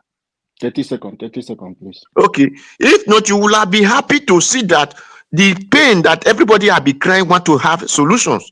And that is why when anybody are trying to say, no, don't mind these people, I call that person terrorist because that is why you have to side your friend. Because a thief, we want to cover for a thief. All these people that are be covering, trying to cover up, calling in the name of don't let Nigeria be this, don't let, and when Nigeria is worse than what you are talking about, you said automatically you are the sponsor of those terrorism. So the federal government, the state government, the council government, the court, and all who have never take action against the thing that Nigeria have been crying for, then the one they happen in those states, they now call those people that they are hunter. They are hunter, whereby the Nigeria, those state people, they are be killing them inside the farm. You did not call these people terrorists. You did not take action. All of them are terrorists. For those who even call them hunter, they are all terrorists. Thank you, Mr. Odua. Thank you for your submission. Your next submission, you go balance all of them. You use your time, go invite Jonathan and Ugasi, give us our mandate. They don't take 6 minutes of your time. All right, thank you, sir, for your good submission. Let us go straight to Mr. Jonathan. Thank you, sir. And God bless you for coming. Okay, all right. Thank you, Mr. Labo. I greet you. Happy Friday to you. God bless you. And Mr. Elvis, I greet you, Mr. Elvis. God bless you for the good work you are doing. My fellow panelists, I greet you all. You are welcome. God bless you all greatly. Women diaspora, once again, good evening, ma. God bless you greatly. And my fellow commenters and callers, I greet you all. God bless you all abundantly. You are welcome. You know, when I listened to this guy, VDM, I was surprised. Yes, that's just the way I could describe it. I was surprised.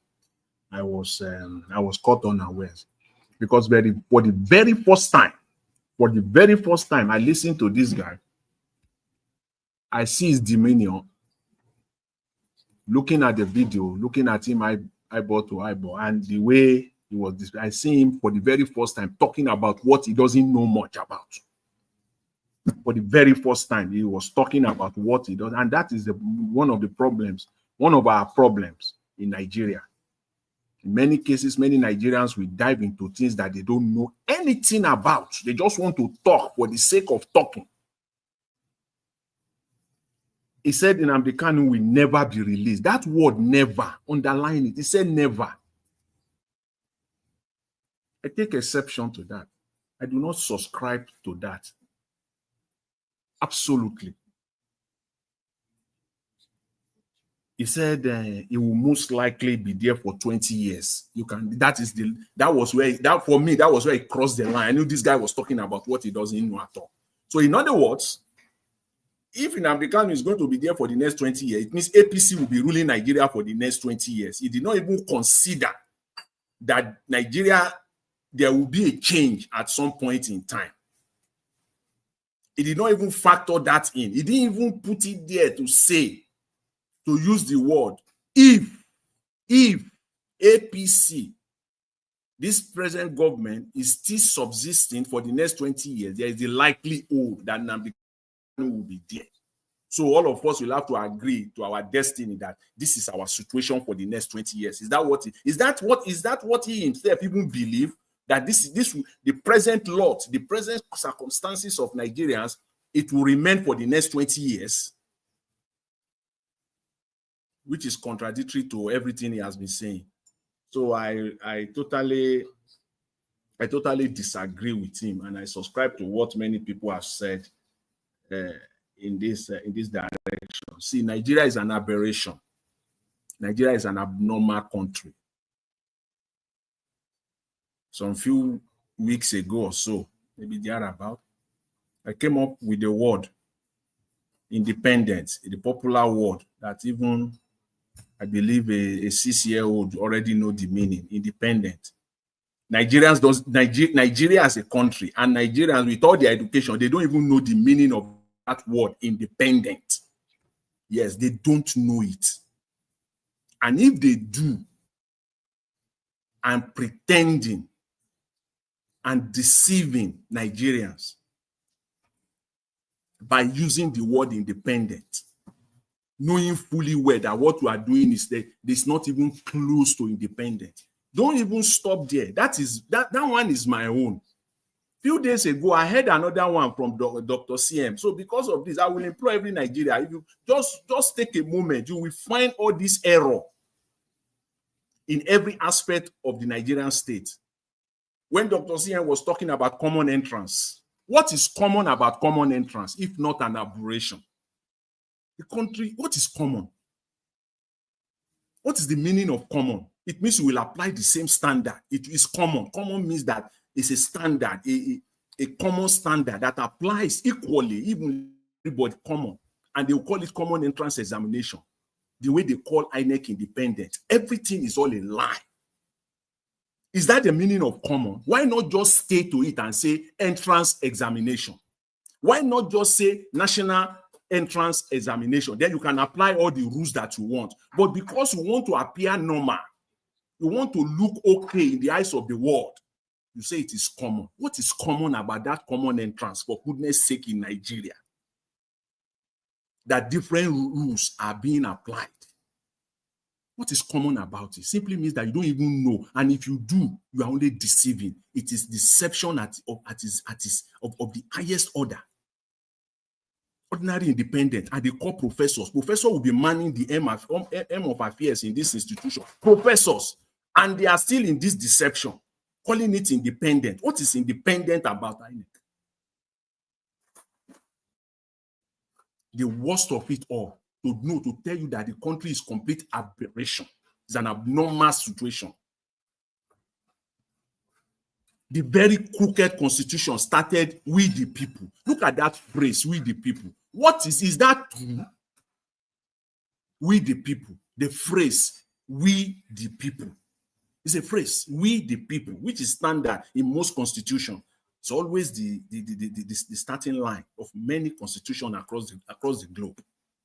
But in Nigeria, they use it deceptively, intentionally, purposely, as if they do. If they do know the meaning of that phrase, we the people, never, in these circumstances of Nigeria, they would never have applied that phrase.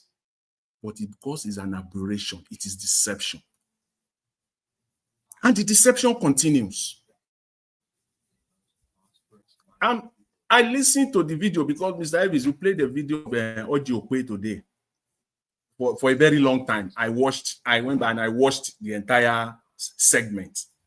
For a very long time, I have not watched the entire segment of Audio Play. I just speak what I want to. But today, I listened to it all in its entirety. And I like what Rufai said with respect to the dialogue that what is his name, Boala, is now engaging with the Christian leaders in Nigeria. What another deception? That's another deception. They just can't stop. You know when you lie, you have to continue to lie to cover the last one. And before you know, you have a catalog of lies. Simple. Stop the killings. Just damn stop the killings. Face that one squarely and stop these ones. And this is my message to the Christian leaders. This engagement that they call engagement, it is nothing but lobbying. They are only lobbying them. And my direct message to the Christian leaders, I hope they will not end up getting brown envelopes. If they do, their own will be worse than even the worst. Are you sure? Are you sure? Are you sure they don't even already gotten one? Are you sure about? At time we tell us so that we will not be talking what we don't know. We will all know. When we know, we'll talk about it. If it comes out that the people collected brown envelope, their own will be worse than the worst terrorists. Their own will be worse than Osama bin Laden. And they will all have blood in their hands. All their hands will be filled with red, with let me just say it, blood. I'm sorry to use it because on this very, very moment, I have to use it. Their hands will be filled with blood. All of them. If they end up to collect brown envelope. I hope so, because this is what Nigeria is good at doing. They are very good at it. In fact, they have no second in the entire universe. This is their game, to engage people. They call it engagement, and they will call people because even their principal have said, if money does not solve one thing, more money will do it. And I hope and I pray these Christian leaders, they will not throw their people under the bus, collect brown envelopes, and be talking something else. Thank you, Mr. Jonathan. So that's just what I want to say. And lastly, as I said, I watched Audio Play segment today. There are so many good things there that I saw. I just want to highlight them. The fella Nicola Pokuti. Thank you, Mr. Jonathan. Obama, I will give you time on your second submission. Yeah. So those are good stuff. I just want to highlight that here. Thank you very much. I appreciate it. Thank you. And I just want to remind you to know that no government officials will visit any church without a brown envelope. They have already settled them before coming or before leaving. It's always like that. You can collect it. Let them collect the settlement. It is what they will do that we are waiting for now. Let's wait for their statement, their responses. That's what we are waiting for. Let them collect the brown envelope. Let's hear what Thank you, sir. Mama Esho, good evening, ma. Our beloved mother. If you are there, please, your 8 minutes start now. Who is Mama Esho? Okay. Hey, Adumalik, sorry. Mr. Alabu, now you on a AI. It be Now like say na Oduwa na AI him do dey me talk. this thing. Now Oduwa na him go mention No, na Mama AI. Echo. No be you dey there. Na AI. You don't program. Mr. Labo, you need to appear. Mr. It be like Abdulhamid, say he puts on it for eye. Na Mr. AI, Abdulhamid, na sorry. AI, na artificial intelligence. No be him. Mr. Abdulhamid, Yeah, go it's ahead, true. sir. Your 8 minutes start now. Thank you, Yeah, sir. good evening, Mr. Alabo, and good evening, Mr. Nigeria. Good evening, everybody in the panic. Good evening, Nigeria. Police rearrest Sowore on new charge after meeting bail condition. They rearrest him because of that. He called Nigeria president criminal. He have court. They arranged on 27th October, which is on Monday. He have court. They rearrest him. Go and read in Vanguard News. Is there now, right now. They rearrest him after meeting bail condition. Yes, that is for that. You see, this VDM issue is like, when something come up, people see it different perspective. What I see there is that if I will ask question, this question is for everybody, right? You see, we have court, which is judiciary. And judiciary have already said this man is not guilty. But still, they are still holding this man there without any how am I going to put it? Any charge, understand? Okay, why are they holding him there without charge? There is nothing this man do, right? Okay, why are they still keeping him? You see, if you take a look, if you come from somewhere, if we see witches and wizards in your house, they did not bring you come out, even outside witch or wizard, they can't get you. They can never get you unless the house where you come from, they collaborate with the outsider. That is where they will get you. But without that, they cannot get you. We know majority of the youth, they believe Nnamdi Kanu should be free, which is everywhere in the country, both the southeast, southwest, and even the north.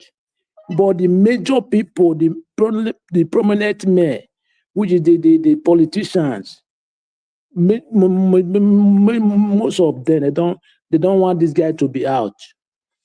Because they know if he's out, it will be a problem for them. Yeah, because he may be president, have the zeal to release him, right? But he is working with some people in that particular region. He's working with the politician there. He cannot just release it on his own. Even though he have the zeal, but he may because it's like you people don't want to get it. Just like somebody mentioned Eboro, right?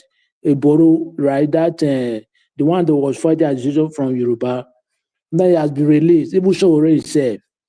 Okay, why Nnamdi Kanu they are still keeping him and they are fighting for the same something? Which is, if you take a look, some Yoruba prominent men, they fight for those guys to be released. Yeah, it's not that we know the masses, they are with Nnamdi Kanu, but masses, they don't have that connection with the government. It's the prominent men, the politician, they have that contact, the connection, which they can say something, they will do it now. Yes, but the masses, they can do it too, but it will take time. Just like the protest they stage, how many masses are there? You take a look, the protest is not crowded. It's not many people are there. It's not crowded. Now the protest there's no more protest anymore now. You see? How will they continue like this? The thing will be going on in the country. Now they would look after the issue. Yes, you see, for me, I don't believe, I know sometimes when somebody says something, there is different perspective on the issue. But for me, what this brigadier is saying, some of the things we said is true. If the prominent men in the southeast, they don't have hand on this guy, Nnamdi Kanu issue, I believe this guy will be released since a long time. Look at the other last time, that ass of bread that was talking about how Nnamdi Kanu will be released. But no one, any one of them, no one support him. Only he was there, like stand how many minutes was talking. No one of them object, no one. Only he imagine. That is the problem. Yeah, that is the major problem. For me, that one is very right. Understand? So for me, it's right for that. Because you cannot tell me somebody that was fighting, even the court. Why we have it court? Judiciary say he's not guilty. Okay, why you guys still holding him? How? He's not done anywhere in the world. How? Somebody though is not a criminal, he's not a thief. He was fighting for agitation to liberate his people, right? Okay, the court have already proved he's not guilty. You are still, there is something behind there now. Yeah, if you have wisdom, you need to think twice. There is something behind there. For me, there is only behind there. It's not even without being told. There is only behind there. Because something is not behind there, you have the release since. I don't know, because I believe it will be released, but nobody know, because I see no reason why he's still there. There's no charge. Okay, why are you keeping him?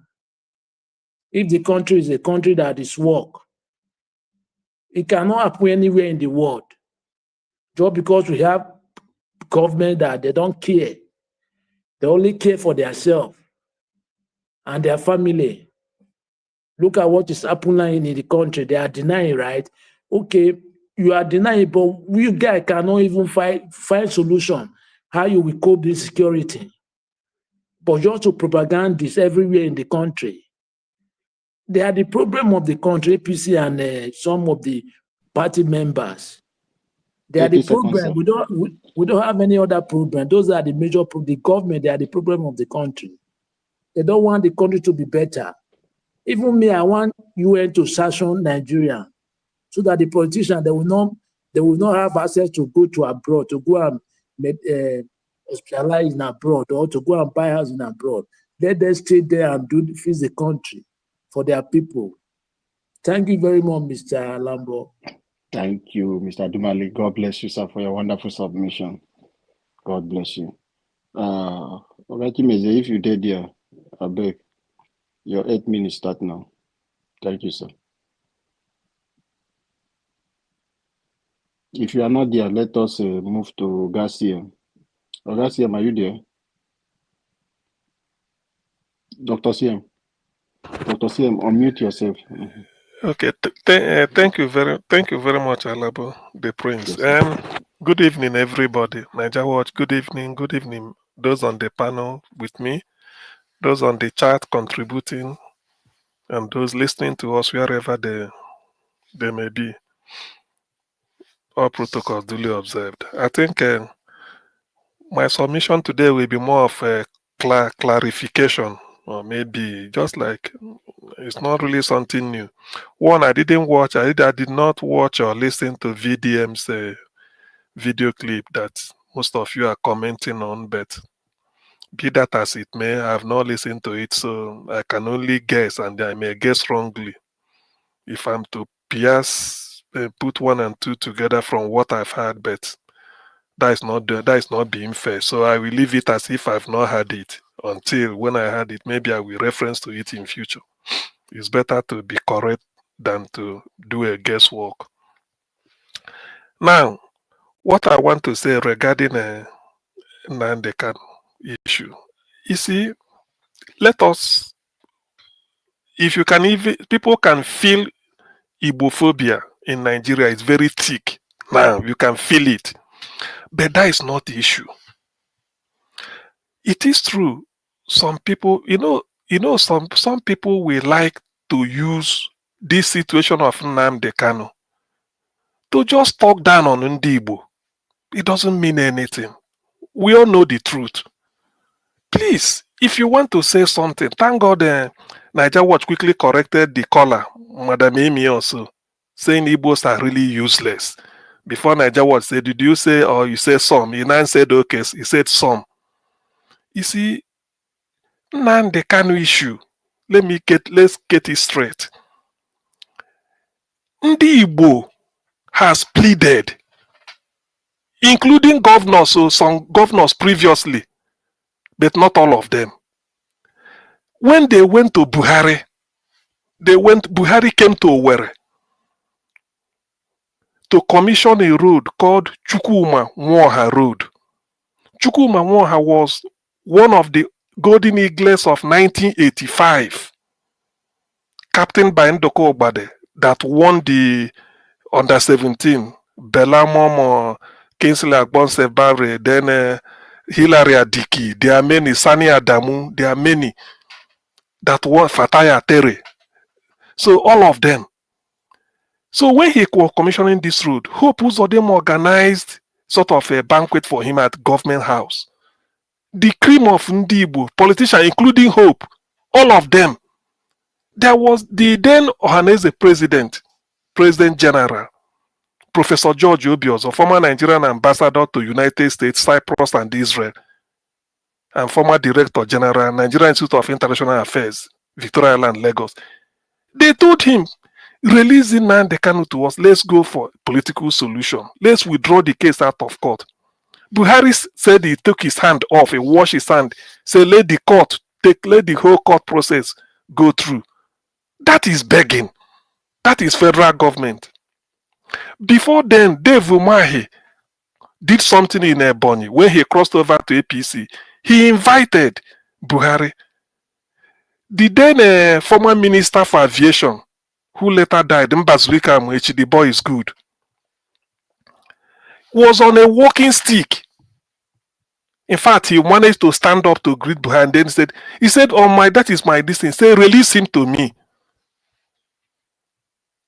Buhari said the case is before the court, he can't interfere. Then all of us gave up hope. Say, okay, whatever it is. As God will have it, Professor Ozekome handled the case up till appeal, discharged and acquitted. Why wasn't he sent home? Even then, they were holding in Nnamdi Kanu. The way to do it is you allow the person discharged. From that day, the moment they say discharged and acquitted, from that court, the person is not going back to pick his belonging wherever he came from, whether he's in the he's walking free from that court. That's why you see people from the court, they just do their hand like this, from the court. So Nnamdi Kanu should have gone home. Then you, the federal government, will now appeal. We now appeal to Supreme Court. Then appeal means if you appeal today, they cannot tell you come back to, it will be your case will be heard tomorrow. They may say in 2 months' time or in 2 weeks' time, and the intervening time, that is from the day you appeal to the day you will be heard, the person you are appealing against will be eating pepper soup in his house, just relaxing. It's free again. Until that day, then he will not come in. But now the kind of was discharged. Federal government was still holding him as if you are holding one type of handbag under your armpit and be appealing. So they were holding in Nnamdi Kanu, and then they appealed to Supreme Court, and Supreme Court put a date in December 2023. So between that till the case will be heard, Nnamdi Kanu never left DSS. Is that justice? These are practical times. These are things that are practical. These are things. So when Professor Ozekome finished that, he said, look, all those charges, remember they used to be 21 charges. Later they will bring it down to 17. Ozekome will be preparing. Go and argue it. It will come down to 8. Then they say they are joined to so day. Before he comes up again, they will fax him on the day of the hearing. They will fax and say there's a new charge. Add this to your new charge. Ozekome will now say, I'm coming to court today. I prepare for all the old charges. How do you now give me a charge on the morning or fax and they expect me to come and prepare for it? See, that is what they announced another appeal. So this is what they were doing until all the charges were knocked off. I remember Professor Ozekome saying, even the ones remaining on wobbly legs, they are just, the man sort of, they say, because he's a professor of law, there's a way he dramatizes the thing and then he makes it interesting. He said all this. These are the timeline I'm giving it. Eventually, he now said he addressed when they were doing something in Enugu. They invited him on the podium. He said, on my bended knees, Federal government, let that boy not die there. It won't spell good for Nigeria. This is somebody you renditioned. I wish Naija Watch we play that video one day. This is somebody you renditioned. So you can't put legality on illegality. It's already illegal renditioning somebody. Then how are you gonna say you follow the rule of law? So the case is dead on arrival. If you wanted it, what you should have done was sending Nnamdi Kanu back to Kenya. Nigeria is a British creation. There is nothing Nigeria will demand from Britain they won't give. They won't give. You send them to Kenya. Kenya is a member of Commonwealth, English speaking. Nigeria is African AU. You Attorney General will apply. Then they will bring in Nnamdi Kanu formally, and then he faces whatever charge. But you smuggle somebody in the middle of the night, tied his hand. Nobody knew how you. Then you put him in the court and start to try him. Ozekome explained everything. God bless him. So that is where we are now. Coming to this idea that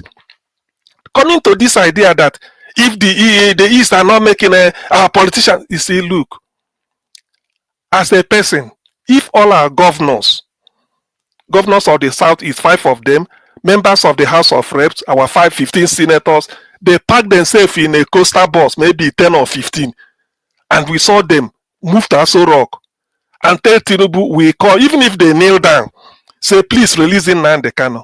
I see him here. I will clap hand for them. I will thank them. But if they fail to do it, I won't hold it against them. People should listen to me. If they fail to do that, I won't hold it against them. Our governors are not bigger than Ohaneze Ndigbo. Our governors, let me say it, they are not bigger than Ohaneze Ndigbo. Even our governors are not bigger than Afenifere. Afenifere speak for the entire Yoruba people anywhere in the world. They held a meeting and tell Tinubu release him. Is Tinubu not Yoruba like them? Are they against it? Which means they've spoken for all Yoruba people. Forget about people making noise in Facebook. Thank you, Dr. CM. We will come back to you, sir. I know Oh you have God, a lot. okay, has gone. Okay, Sorry thank because you. of time. I will come back to you. We'll come back to you. Thank you, everyone, for your submission. Ogandubisi, if you are still there. I'm here. Okay, thank you, sir. Yes. Good evening, members Your of the 8 panel. minutes Good start evening, now, sir. Nigeria. Thank you for coming, and Yeah. God bless you. Thank you. Good evening, Nigeria. I was reading our mommy. That's far. On what VDM said, let me just throw the line of Mr. Jonathan. VDM doesn't understand very well the dynamics of the Southeast, and he doesn't have true information. It's good that he's popular and he has done some good things, but sometimes some people vie into what they don't know because they feel they are popular and people will listen to them. And unfortunately, we have a lot of people who are largely uninformed in our country, and even those some outside. What he said is not true. Nah, I don't believe that. CM has just said it all. Our people have been clamoring for the release of Nnamdi Kanu, prominent men. That elderly man that went to Buhari to Villa, the man was he was even approaching 90. He was in his late 80s. He's a First Republic politician, Mbazulika Ameshi. He left his country home in the village and came to see Buhari and pleaded that he even said that he was even asking for the release of Nnamdi Kanu as his last death wish to Buhari. He even said it, and Buhari didn't listen to him. So we can see that with the way it is, these people in APC, whether from the southeast, from the southwest, or from the north, they have vowed to see the Igbo man as a second-class citizen. Unfortunately, those of them in the southeast, they are in it for their own selfish interest, nothing more. It's very clear. So, and they don't speak, they're just a small number, even though they are in power and they have the influence, but they don't speak for the generality of the Igbos. Many of you have spoken it, many of you have said it here. Nigerians, Nnamdi Kanu's issue has gone beyond the southeast. People who have human feelings, when they see injustice, they cry out. And that is what is happening now, that the man should be freed. The man was given bail in 2017. He was meeting his bail condition. He said, don't travel, don't go anywhere, stay in a particular place. He was at his home. The military went to assassinate him. Luckily for him, he escaped. He escaped the assassination. And no right man in his senses will remain. He had to flee. And then in 2021, they went to Kenya and kidnapped him. It's clear that that was a kidnap. No court, no, he didn't follow the Kenyan court process. If Nigeria doesn't even have an extradition process with Kenya, they could have instituted it there and say, let us get him formally from Kenya. But they didn't do that. No, nobody knows the deal Nigerian government reached with Kenya, with the Kenyan government then. And they took him in that very violent way. That guy is strong. He has he has the 9 lives of the cat, I believe. God is keeping him alive because what that guy has gone through, it's only him that will tell us one day when he comes out what he went through, how they took him from. You know the number of hours, what they did to him, and they brought him to Nigeria and kept him in solitary confinement at the DSS dungeon somewhere in their facility there, and all they have been doing to him up till now.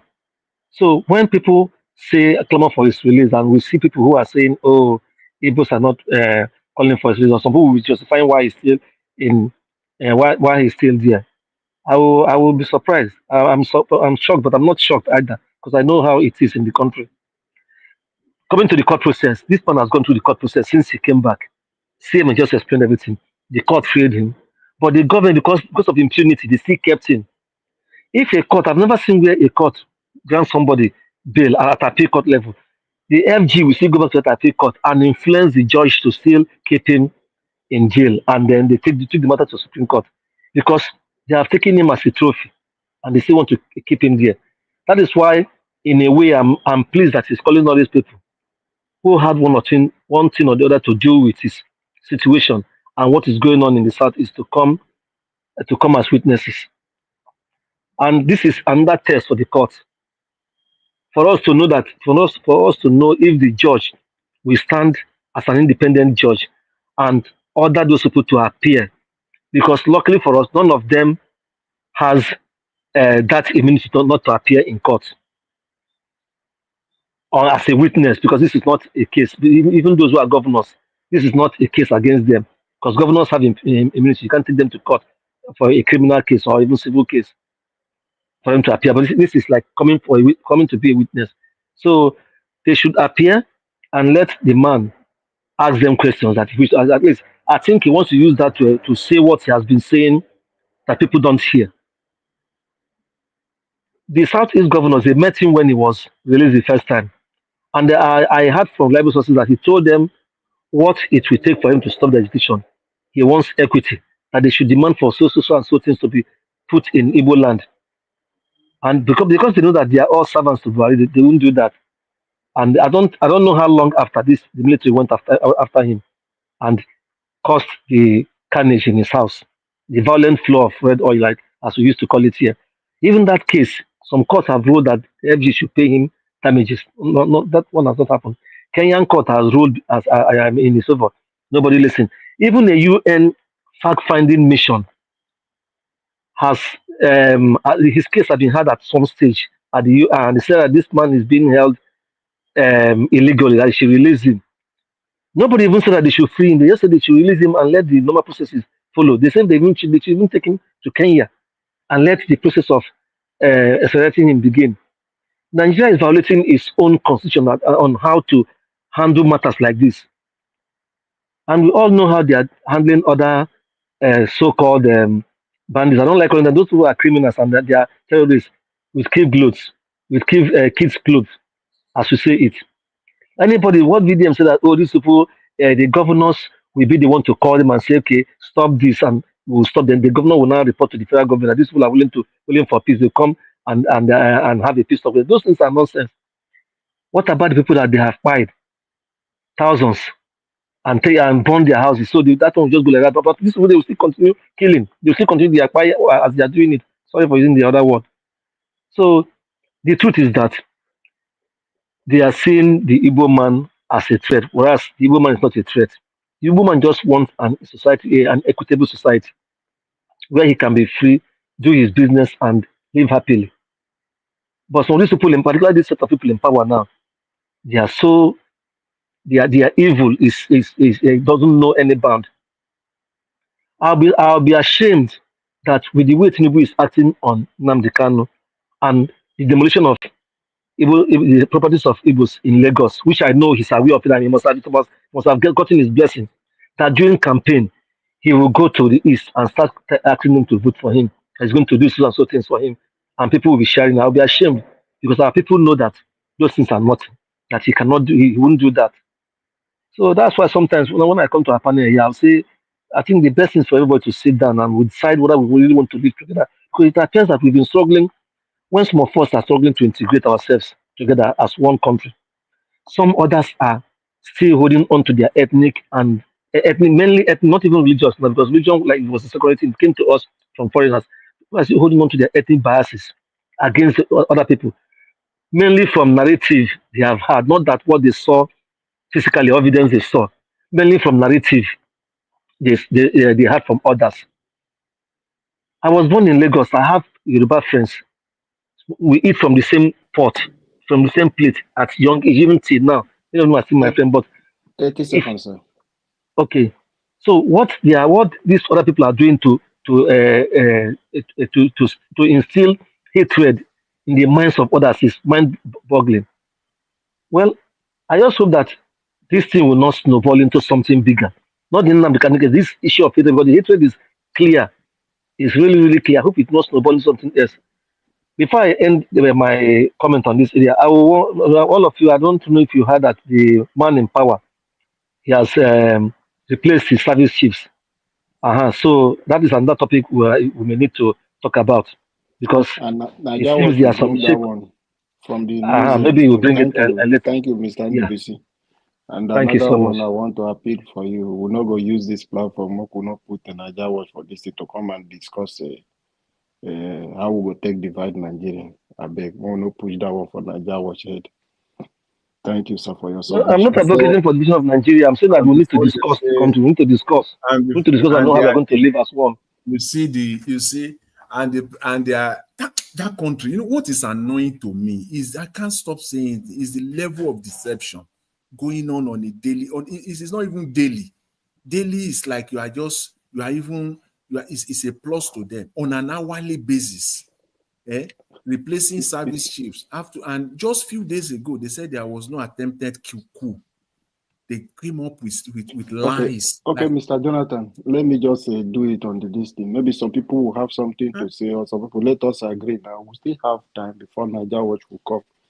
Within 30 minutes, what do we think? If some people do not have something to submit, can we just interject each other, or do we do 5 minutes? let's just do After five you, minutes. Let's do 5 minutes. But okay, as I let's. said yesterday, I think in this segment, when we come to this second segment, though it is five time, a particular time or minutes, will be allotted, maybe 2 minutes, maybe 3, maybe 5. But at the same time, there could be like a very civil interjection so that we can learn. I might even end up not even using my own 5 minutes, as I said the other day. If that interaction between the two panelists is so informative, and is so interactive, and I'm gaining from it, and people that are listening are gaining from it, it will be needless for me to even say I want to say it in again.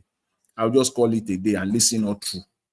I think that is the way. Unless if that interaction, is commotive, it's not bass boost. It's not the one that they are just talking back and forth. Somebody want to win an argument. Somebody is just talking about what he doesn't know.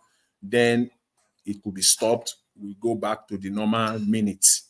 I love the boy. Again, if it is very constructive and very, very civil, I prefer it. That's my own suggestion. Okay, Alabo, if you don't mind, please let me quickly round up my thought as part of my own 5 minutes. Then others can I continue. know. Say you get a lot to talk, but I just wanted us to run before we come back. Okay, yeah. Okay. Thank you, We Alabo. can So do that. Go ahead. 5 minutes. What what I want to say about continuing from Nnamdi Kanu release is this. You see, when people say the governor should go, but there are some people in Southeast are not interested in releasing him. Of course, you can. I mean, even if I deny it, I'm the greatest liar. There are people, but when you have 100 and about 90 or maybe 95 or even if it's 86 are saying release, it means that majority want him. Probably those 14 or maybe 5 that are left, they appear to be powerful because of political position in Nigeria. That's understandable. But let me say this. When Professor Zekome finished his submission and got that what is it called? Appeal court discharged and acquitted, he did not call on Ndigbo to go and beg Tinubu. What he said was, President, to save face, enter nolle prosequi. That's when I had the thing, nolle prosequi, N-O-L-L-E. Nolle, that is no case, no more, really remove it. And then call and sit down and talk with him and discuss with any other person. So, Tinubu is the only person. Nobody can tell me that Tinubu had brought maybe a letter to Attorney General. Please, what is the name? Attorney General, I want this thing stopped. I want this case stopped. All of a sudden, those powerful Igbo politicians, as they call them, elite, Nigeria, they hype everything.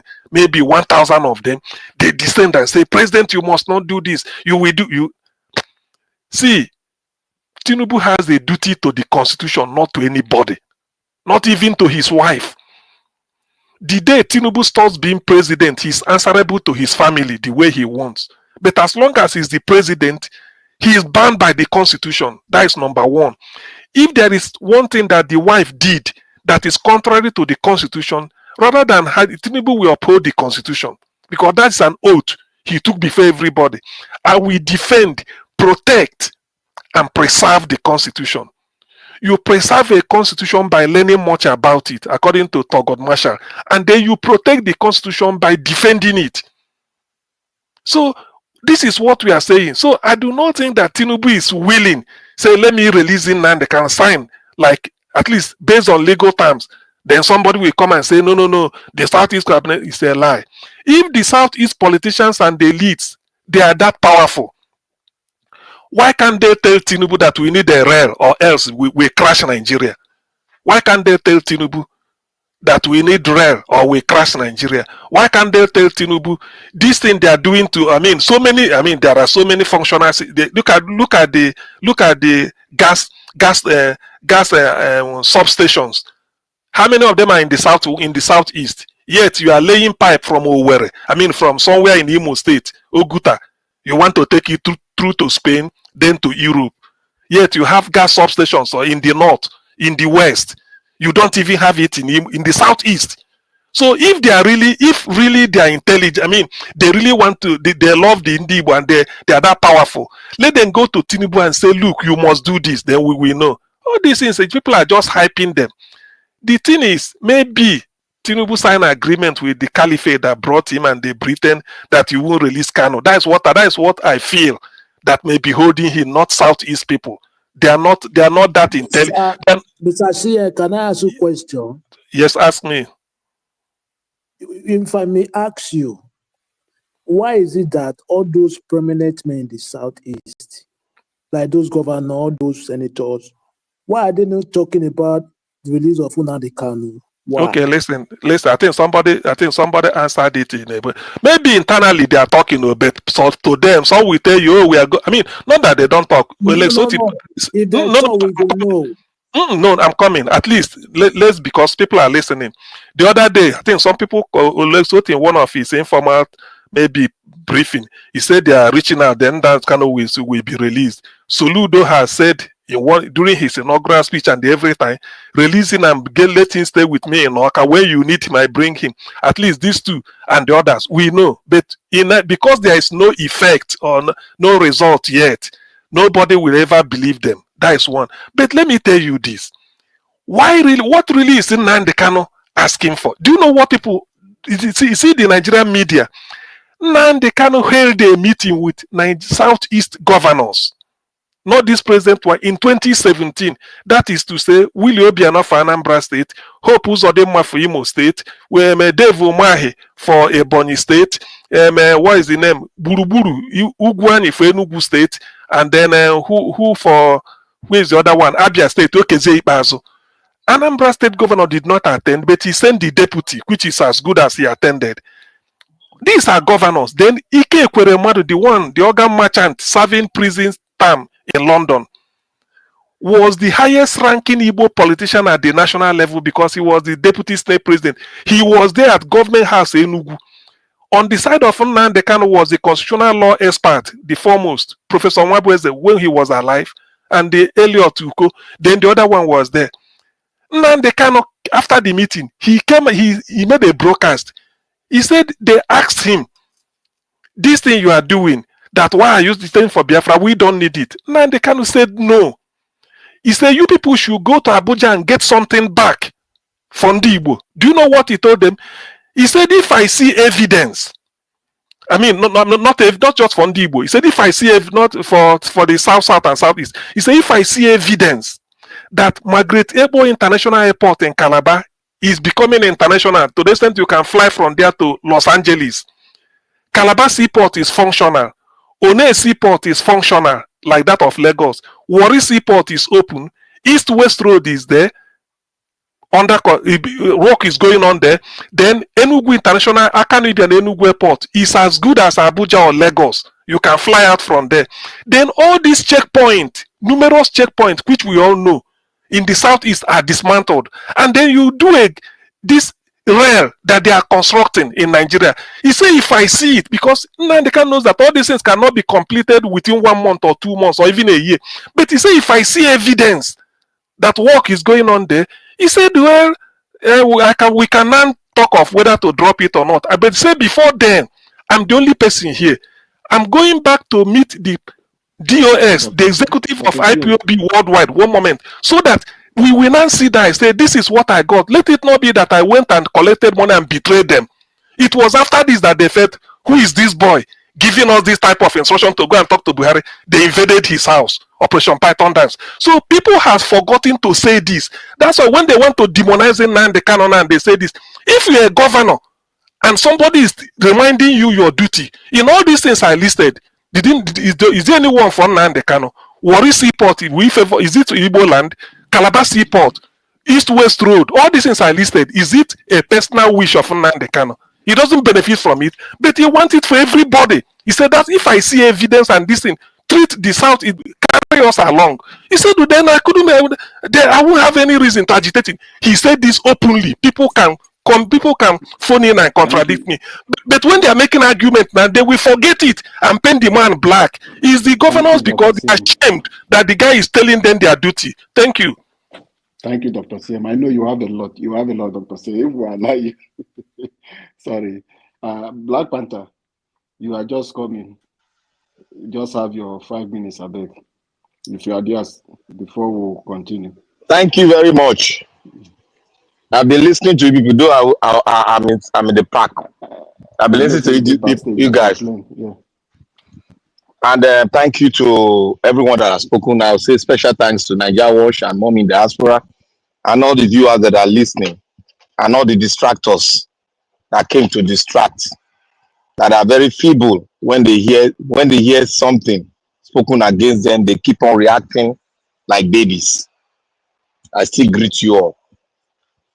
I want to start. You see, there's one thing we've got to know, and I said it when I called in. We should not be reacting. We should not be reacting without not processing the information we've had. If we react without not processing the information, in processing the information, you need to know you need to understand it. Who is not processing the information? There are so many people that are not processing information because they put emotion. Mr. Black Panther, on this platform. Don't join the panel and berate others. No, not berating others. Some people are calling in. Some people are talking. Wait. It is not. This is my advice to you. Okay. Now. It is an advice to everybody. That's what I'm saying. You can take it or you can argue it out. It's your problem. I'm not arguing. I'm dropping a submission now. Don't come and berate other people. Just be specific. I'm not berating anybody. Don't say people are not processing. Who are those people? I say many people are not processing. Even in Nigeria, they're not processing information. Even in Nigeria. Dr. Jonathan, allow me to It's universal. It's universal. Allow me to address you guys just allow him to speak. Give us a man. Hold on. You can. Anybody can argue it. Anybody can argue it. I'm not arguing it. I'm just advising the way you're advising. Just let him speak. I'm interjecting you. Wait. Listen. Let him just go. Wait, Mr. Give us a wait. I'm not talking on behalf of anybody. Now I'm talking on behalf of myself. When you say we, I am part of the we. Mr. Jonathan. Say if you say wait I now, I understand, sir. Please, Mr. Jonathan, please, I understand. I'm Just taking hold on. no, I'm the please, one I'm moderating. taking exception. Mr. Alaba, allow Jonathan to speak. Please, let me talk. This is important. Let me talk. I'm not a baby. Let me talk. When you come in on the platform like this and you say the people, they are not processing what they are saying very well, you have to be specific. But you don't allow me to land. Now, how can you judge when I've not landed? That is your What you look. Let me tell you one thing. Jonathan, you see the problem we have. You don't know the direction of my thoughts. You say we have again. You don't know the direction of my thoughts. You are not the only one in the program. A lot of people called. A lot of people are called in. A lot of people are talking. It's not specific. Listen. No. We, including me too. The thing is they don't say that when it is you that including me too now. Because I'm learning. There are sometimes I don't process informations now. You can't say that. I'll just get angry and talk whatever I want to say. You just listen to me so that you know my direction. I'm telling you that exclude me. Say excluding me. I've heard you. Don't say we. Excluding Mr. Jonathan. Excluding Mr. Jonathan. Okay, thank you, Mr. Jonathan. Do not process what they say. My 5 minutes still remain. My 5 minutes still remain. See, Mr. Black. We should. Hello. Let him speak. It's okay now. Give us a man. Calm down, please. We have this platform. Alabo is in charge now. I'm gonna leave him. Beginning. Allow me to just speak, please.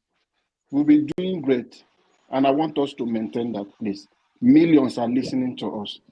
Black Panther, please take that. Continue. Take that thing back before you continue. Take what back? You are even causing more problem, injury. You are even making me more stronger when you are telling me to take my statement back. Statement of what? Black Panther. You want to get me angry? Maybe tomorrow. Niger Wait, you want to get me angry? Niger was to. Did I insult anybody? What you said. Wait. What did I say? Oh, yeah, tell me what I said. Just say my statement. When you enter platform. Yes, what did I say? The first one you begin to talk, you begin to attack some persons. Attack who now? That is where you go to court. You've already lost it. Oga, give us what's the name again? Please, let us be civil here. And don't gag anybody here. If you have allowed him to speak, if you have allowed me to finish my statement, you would have been seeing the picture very clear. Just let him go. Let him just speak. Just let him go. See, go ahead. I said know that you don't, but it is not fair. Look, you people, you allow English. You allow Let him just speak. Alabo, just allow him. Let him just speak. Let us not allow English to interfere with our reasoning. I can never insult anybody. It's not in my character, and it's not even in my approach. One thing I said, excluding Mr. Jonathan said I should exclude him. We, including me. Sometimes I don't process information, I get angry. Because the picture I saw was wrong. But when I now come down, I now go into I now know the direction which is coming from. Now, people have been saying, talking about the Igbos, blaming the Igbos. It is because they don't understand what is going on. They've not processed it and they are not ready to understand from anybody talking. Because they have many factors affecting their processing of the information. One is tribalism. Two is my brother. Three, brown envelope. That is what is affecting most Nigerians. Even the professors you see them, they are not saying the truth, but later the truth will come and meet them at the front of it all. They will now say, oh, and I know. This is where I'm going to. You see, VDM is a very intelligent person. He has fought many battles that many thought they went to jail. He has told the pastor to keep quiet, that it's fake. He's doing fake. He confronted him intelligently. The pastor withdrew his case because he know this guy is coming from a very strong foundation and he is smart. The pastor asked one question and said, which kind of person are you? I am black, you are black. That is the level of VDM intelligence, how you put that pastor down. But there's one thing that we should know, that I was against. Everything that he said is not true. That somebody is telling him, giving him information. That is a lie. There's what we call classified information, and classified information belongs to the presidency and nobody can access it. It's only few people. And even if you access classified information and it's leaked out, the president will go around investigating, and if they hear it from anyone, they take that person up, and that person investigation will start. They will get to the root of who disseminated that information. Classified information can take your life. Let me be very straight to you guys. Classified information can take your life. That's why you see in countries they disclassify it. After declassifying that information, they redact some information from you not to see it. The question is, why did they redact it? They know if they don't redact that information, if you see it, it might lead to a chaos. Sorry, I'm outside. It might lead to chaos. That is where I'm coming from. That is where I'm coming from. But let's not take away. That is where I said he was giving a wrong information out. Nobody tells him anything. The highest security level he can go, VDM, is the commissioner of police. He can't go further than that. And even the commissioner of police cannot disseminate information to him. And let's talk about let's look at the Igbo family that is going on. Everybody know. Let us not pretend. The Igbo leaders have done everything, but let us not throw away this wisdom. He said, if us not fit kill you, nobody fit kill you. That is the foundation where VDM is tapping its information from and process it and bring it out to everybody. Everybody looks at it. Some people look at it. Oh, this guy, they talk the truth. The reason why Nnamdi Kanu was held, apart from his saying that he needs everything, is because he has a lot of classified information. That is why when he went to the court and said, these people are going to come to the court, they will serve as my witness. They can't come. Because they know the level of information he got. They can't come. They can't come. Thank you, Black. This case is going to, just 10 seconds, sir. This case, as you see, is going to drag. But Kanu will be released very, very soon, depending on the pressure that is coming from the outside world. Thank you. Thank you, sir, for your submission. Thank you. Oh, give us a mandate if you are there, please. Your 5 minutes. Thank you. Just briefly, please. Dr. CM, are you there? Well, thank you very much. I may not see much. Give us a mandate. Just a second. Thank you for all that you do. One thing. Okay, Jonathan. Yeah, just give us a mandate. Just a second. Dr. CM, are you there? Can you hear me? Yes, we can hear you, Dr. CM.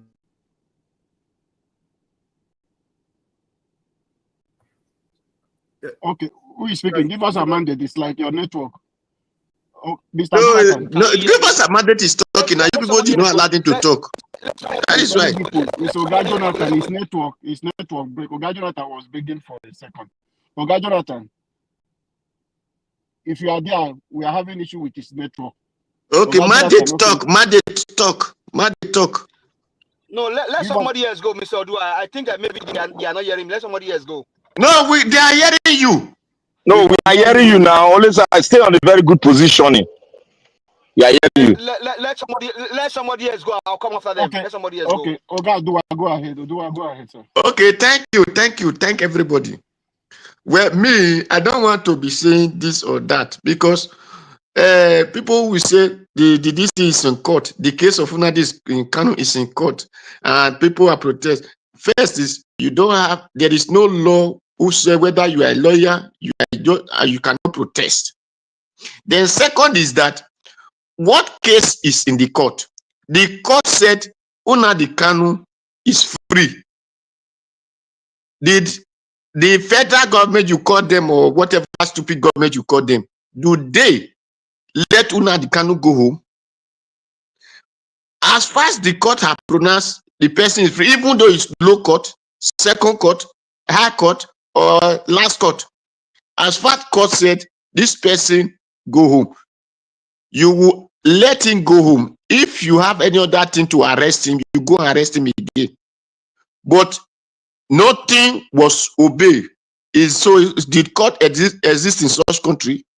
Because if you try it in a country that court exists, the police or whatever, whether you call them this thing, DSS or guy, whoever that is in charge of the case now, should be arrested because for disobeying law.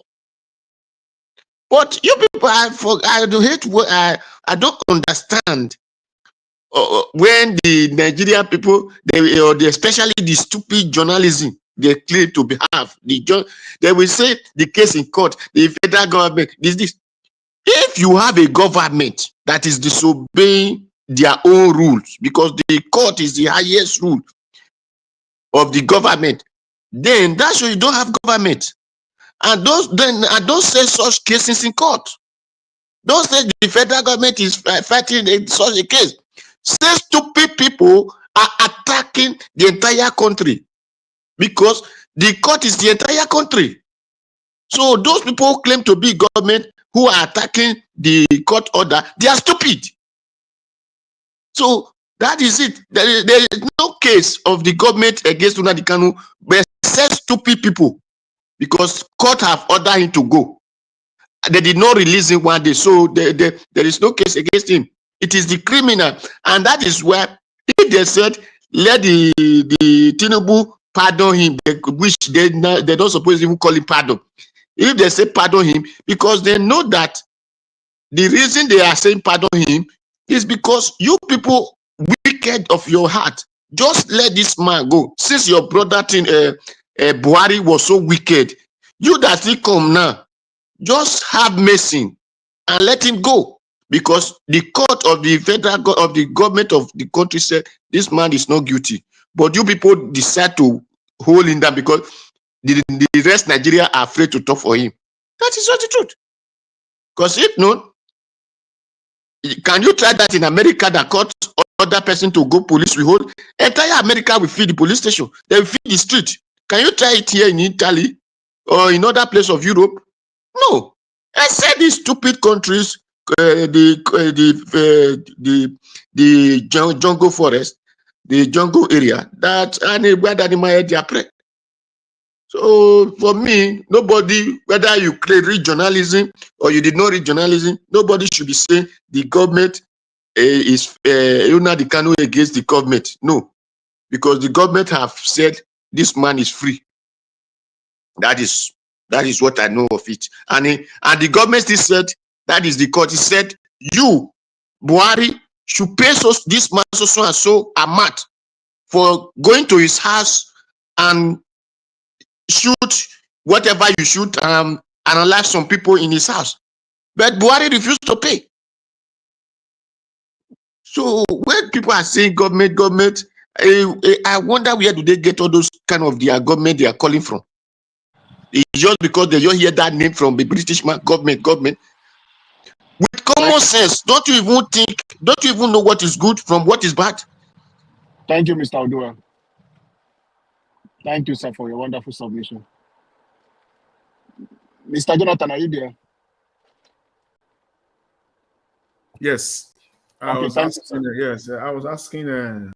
I know Mr. Andobuzi is still here, and Dr. CM. I was asking the name, the Chief of Defense Staff, if the current Chief of Defense Staff is an Igbo man, because he happens to be the only one that survives Tinubu's intervention here. Igbo man, Chief of Defense Staff for where? No, sorry, can I speak on that, Mr. Jonathan? Chief of Defense Intelligence. Is it okay. Is it an Igbo man? Because he removed. He has No, I don't think he's an Igbo man. But among the new four, the Air Force chief is the Igbo man among them. So somebody are naked. Yeah. The army chief is from the north. The chief of defense staff is from the southwest. The chief of air staff, chief of naval staff is from maybe the north as well, because the name is Abbas. Not the north, because Air Force be for north. Then the chief of air staff is the one from the east. We don't have in Sasato. Well, we not to talk of the Edo. Wait to concern South. They recognize us. Wait. What about that chief of defense intelligence? Don't be from South. That name looks like South. I don't know. Maybe we have to research and know. The name looks like South. The chief of let me ask this one. The chief of defense staff is he a southwest person? The chief of defense. Yes. Chief of defense. Is it that tall? Is it the former chief of army staff? Because you know the former chief of army staff was the 4-star general. It might be the shift that one forward now, because that man is very new and is very loyal. What Tinubu did now is that he removed Christopher Musa completely out of his. Okay, that's better. He now put the Yoruba man there. He's doing all this because of what did they come? What the America they do now? They make they do all this thing. You want proof to them. And for the very first time again, just some few months ago, we all recall Nuru Ribadu. He came out, I think, on 2 different occasions within the same period of time, saying that insecurity is gone. He said insecurity is gone. It was, you see, when I always say I will never stop that until Nigeria change, until we get the Nigeria that we are all striving for. Nigeria is an aberration. The deception is just, I mean, you can't just quantify the level of deception in that country. If we start our agitation now, they'll say terrorists. Themselves now, Tinubu, this statement now is released by the presidency. So he said there is persistent. Okay, Jonathan, don't you think he's going to remove Ribadu because he need to change the NSA because of information lacunas somewhere? You need to change him. You know, the NSA is a political appointment, is a political office, political appointment, and that NSA. Jonathan. Even though this even if this is what Tinubu is doing, the way I calculated it is that now the chief of, the national security advisor is a political appointment, and it is just a lame duck position. It can't do anything without working collaboratively with the chief of defense staff. But the chief of defense staff effectively is the head. So for the NSA to be effective, every information must be flowing to him through the chief of defense staff. He has to remove a full animal from there now. Yeah, he now put this Oluyede there now. So I think he now feels maybe comfortable by their own calculation that if we have a man that is our own man there, everything that is coming to the NSA, could be controlled. That's just the way. So Mr. Jonathan, I just researched the name of the chief of military intelligence. He's still there. He's Major General EAP Uduen Deye, probably Akwa Ibom or Cross River, one of them. Okay, now South. He gives South something. But when I tell them, come put me for EFCC. so that our fair use Tinubu start. So I think, and the thing is that you see the deception. They said there was no coup. Now they are cleaning the table now, clearing everything up. Exactly. That's just what they are doing now, making sure it's like they want to do a restart. They are Yes, now and probably the change the shuffle may go down the ladder a little. Maybe others behind them they may shuffle. they will say it's a country with all the education that we have in that country. They don't know the difference between bandit and terrorists. They kept on deceiving us, deceiving themselves and deceiving Nigerians. They will call terrorists bandits. They're not deceiving you because Oga Jonathan, can you hear me? Yes. Okay, sorry for give me just seconds. You see, there was no coup. Let me tell you, this guy, in order to remove and shuffle his defense and paramilitary stuff, he has to bring that one out. He has to bring it out. Before we got the information of what is coming from the West against them, we've already heard it. That is why they have to make an arrangement that there was a coup so that he can change his entire defense cabinet. And that is what is going on now. He's going to change the IG. He's going to remove the IG. The reason why let us allow others to let finish me just say this. When I heard the story, please. When I heard the story, about the coup, the reason why I kind of want to agree that probably there wasn't any coup. I thought about that line a little bit. Was the fact that during that period, Tinubu traveled out. If there had been really coup, real coup that was thwarted, that did not succeed, he will never leave the country at that period in time. But he traveled, he had the guts. Thank you. So confident, he left the country. So that's why I kind of want to, a little bit accept that your position that maybe there wasn't any coup. But Nigeria, again, as we always say, it's a country of lies. They are master deceptors. They can deceive. They are very good at it. If that had been the what determines how rich or how strong a country is, Nigeria will be the richest, the strongest in the world because they are very good you, Mr. at Jonathan. deceiving the people. Thank you. Give us a mandate. Are you there? Give us a mandate. Are you ready to speak now? Okay, let's move to Mr. Malik. Yeah, I'm here. Okay, go ahead, sir. Yeah, good evening once again, Mr. Alabo. It's like you are not watching the screen, eh? Livo Samadi is no longer in the panel. You see, if really Nigeria is a country that will work, Nnamdi Kanu is still in detention today. It's an illegal. As far as court have said that he's not guilty, he have given charge. He said that he's not guilty.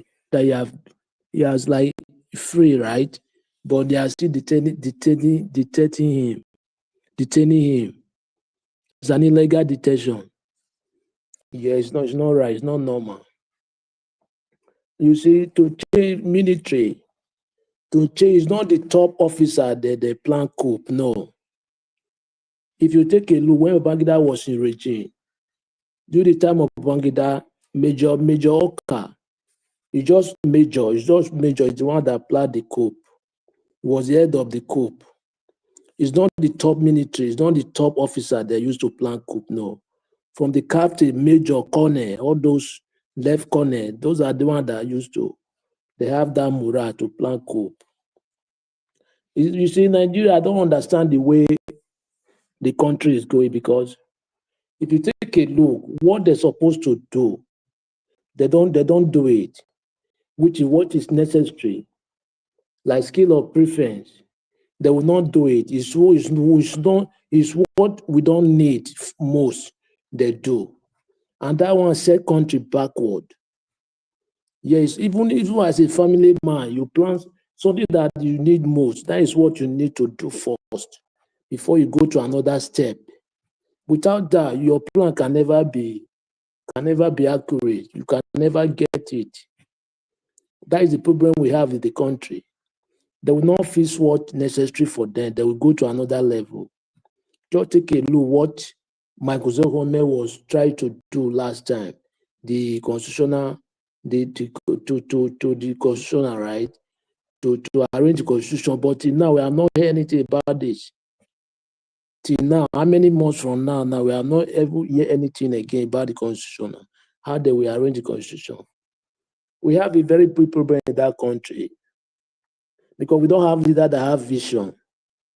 No, everybody just fight for his own pocket, or you fight for your own region. Look at the way the country is just blah blah blah blah blah blah. It's not normal something. Country need to be extended, developed everywhere, not only particular place. You develop Lagos, Abuja. Is it Lagos, Abuja only the region in the country? Even the people that have the oil, they don't even develop.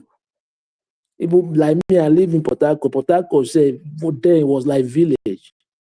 It's when Wike go there. Now Wike just try to put bridge over a bridge. And they have oil, Ogoni, those are the places that have the oil. Even though Ogoni says it's not developed. We have a big problem in that country. Let's this our mindset, all those type of reasoning, we change it. Without that, there's nothing we move. Because everybody wants to fight for a region, for itself. That is what keeps us where we are today. We cannot move anywhere in that unless we drop those kind of, if we want to be together. If you don't want to be together, we separate. But people have been seeking for separation, but still, it's not yet done. According to the United Nations law, when a set of a particular country, particular people agitate in a country to separate, after 50 years, they are free to go. But it have been more than 50 years when Biafra was agitated to separate, right? But now they have never granted independent. I don't really know because it's like UN said they even back Africa. They don't even care about Africa. Just because of our leader. We don't have good leaders. We sell ourselves to the white people. Thank you, Mr. Oduma. Thank you, Mr. Oduma. That's why they don't even recognize you in abroad. Even no matter what you have, they look you like nothing. Thank you very much. Thank you, Mr. Odumani, for your wonderful submission. Around the BC, go ahead, sir, if you are there. Okay, I'm here. Can you hear me? Yes, sir. You have 5 minutes, sir. Okay, yes. So let me just say additional stuff about Nnamdi Kanu's issue. Since the issue is getting this kind of attention, even beyond Nigeria, if this government really wants unity, this is even a chance. This man Tinubu has been missing many opportunities to unite the country. Many people see him as a tribal, as a bigot, trying to divide the country through ethnic whatever that is doing the way he runs the country. If really he wants to really tell Nigerians that he wants unity, not saying it by mouth but acting it, let him seek a political solution with in this case. He can call the Southeast leaders and tell them that he wants to release Nnamdi Kanu, but he wants so and so assurances. Those of them who are close to Nnamdi Kanu, they can reach them, they can talk to him. Even the man himself knows that with the way things are, the situation has been so tense. And I think the man will be willing to discuss some things that will bring some level of stability, not just in the south, but across the country. And he will listen. He's a family man. I guess if people talk to him and all that to maybe to supplement some of his demands, if need be, this thing can be discussed. But they're making it look as if Nnamdi Kanu is strong-headed, or is holding his ground, he cannot shift, or that the man in power too is not willing to discuss. But if the man in power is really wants this thing to end, he has his commander in chief. He can call the attorney general and discontinue the case. But before then, he can reach because you have to reach a compromise with the person or the party is concerned for you discontinue the case, and something will really change. It won't be the same way it has been before in terms of the agitation, but in a way that will still bring equity and justice. These are simple things, but maybe because they want to see holding there as a trophy, or like some people say, he may have some prior arrangement or agreement with those who put him in power, the caliphate or the core north, and he doesn't want to get them angry. So because of but everything about him is about this his 2027 ambition of retaining power. So he's doing everything, whether if it means doing the things that people see as abomination, he will do it to want to remain there. Of course, he doesn't. He's not a spirit. He doesn't. Nobody owns. Nobody knows what tomorrow will bring. But like I said, this is an easy thing to do if he wants it. On the changes he has made on the security chiefs, my only take there is that if they are serious, if they will lead to turn around in the way the military go after these terrorists, because I still believe that Nigeria has the capacity to deal with these people. They are just widely spread out everywhere. Instead of going after people you call your opposition, people who are telling you that what you are doing is wrong, or people who are protesting, we have more serious problem in the country. Insecurity has caused so much damage in our country. Farmers have been displaced, people have been displaced, houses have been burned, people have been fired in several parts of the country, particularly in the north. And we have military formations all around. They can solve this problem if they want to do it. I believe let him use this chance to at least for once do one right thing. Because the man has never done any right thing since he came to power. What he's trying to do now is to make the people further by taxing them with this new tax that will come into effect in January. But stabilize the country at least security wise so people can go to bed with their two eyes closed and feel happy and wake up and go about their business. In the country, security is number one. If you can secure the country and people can go about managing themselves, you can now begin to work on the economy. That is how countries do their things. I've never seen a serious country where criminals, terrorists, or and other kidnappers will take over some swaths of land, some sections of the country, some local governments, some areas, and be collecting, and people will be paying taxes to them. And the country, and we say we have the government. That government is never a serious government. Thank you, I, Mr. I don't know Nobisa. what he, yeah, I don't know what he's doing in that regard. He really has to wake up if he's serious. But I don't think Thank you, sir. he will really wake up. Thank you. Thank you, sir, for your wonderful submission. Black Panther, if you are there, go ahead, sir. Black Panther. All right. Okay.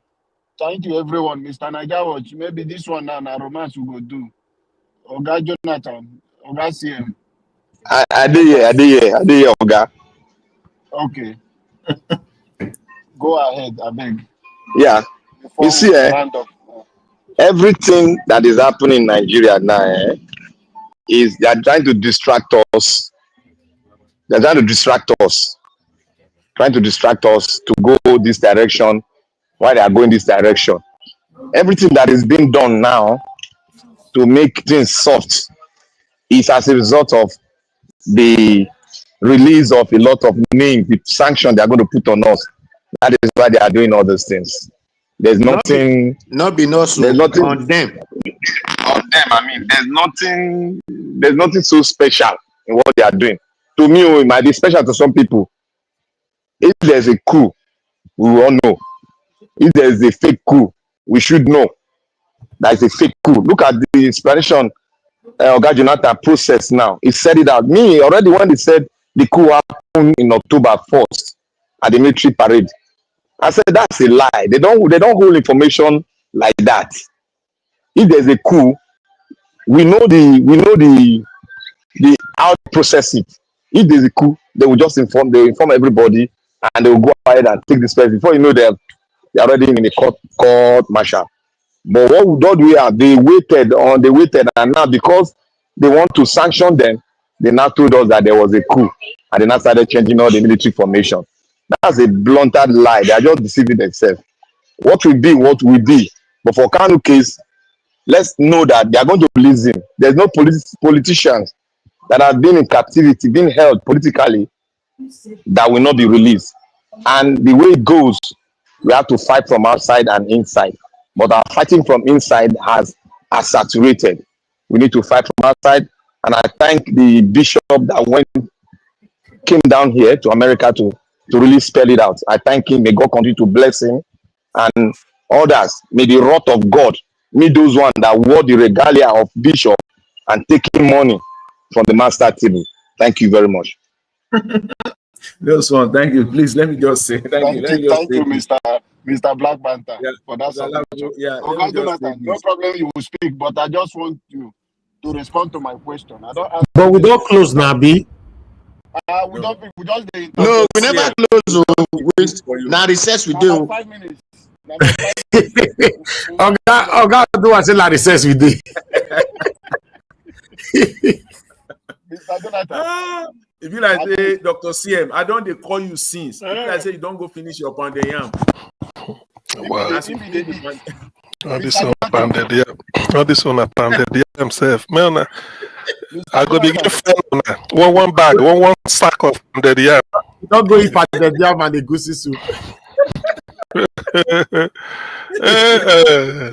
Jonathan, respond to my question now. I beg. The origin of President Tinubu. See, let me answer the question. Just today, that give me the opportunity to say this. On Nigeria Watch Group, I don't know, I think it was Madam Rita. Somebody posted a video of the former Ghanaian president, Jerry Rawlings, and also his late wife, to both of them. They are so rest in perfect peace, where they are dancing, celebrating Jerry Rawlings' wife's 70th birthday. I don't watch the thing, I no go lie, at least more than 20 times. I like it tire, where Jerry Rawlings was dancing. If you go to Nigeria Watch Group now, you will see it there. In fact, I love it tire. What am I saying here to respond to your question?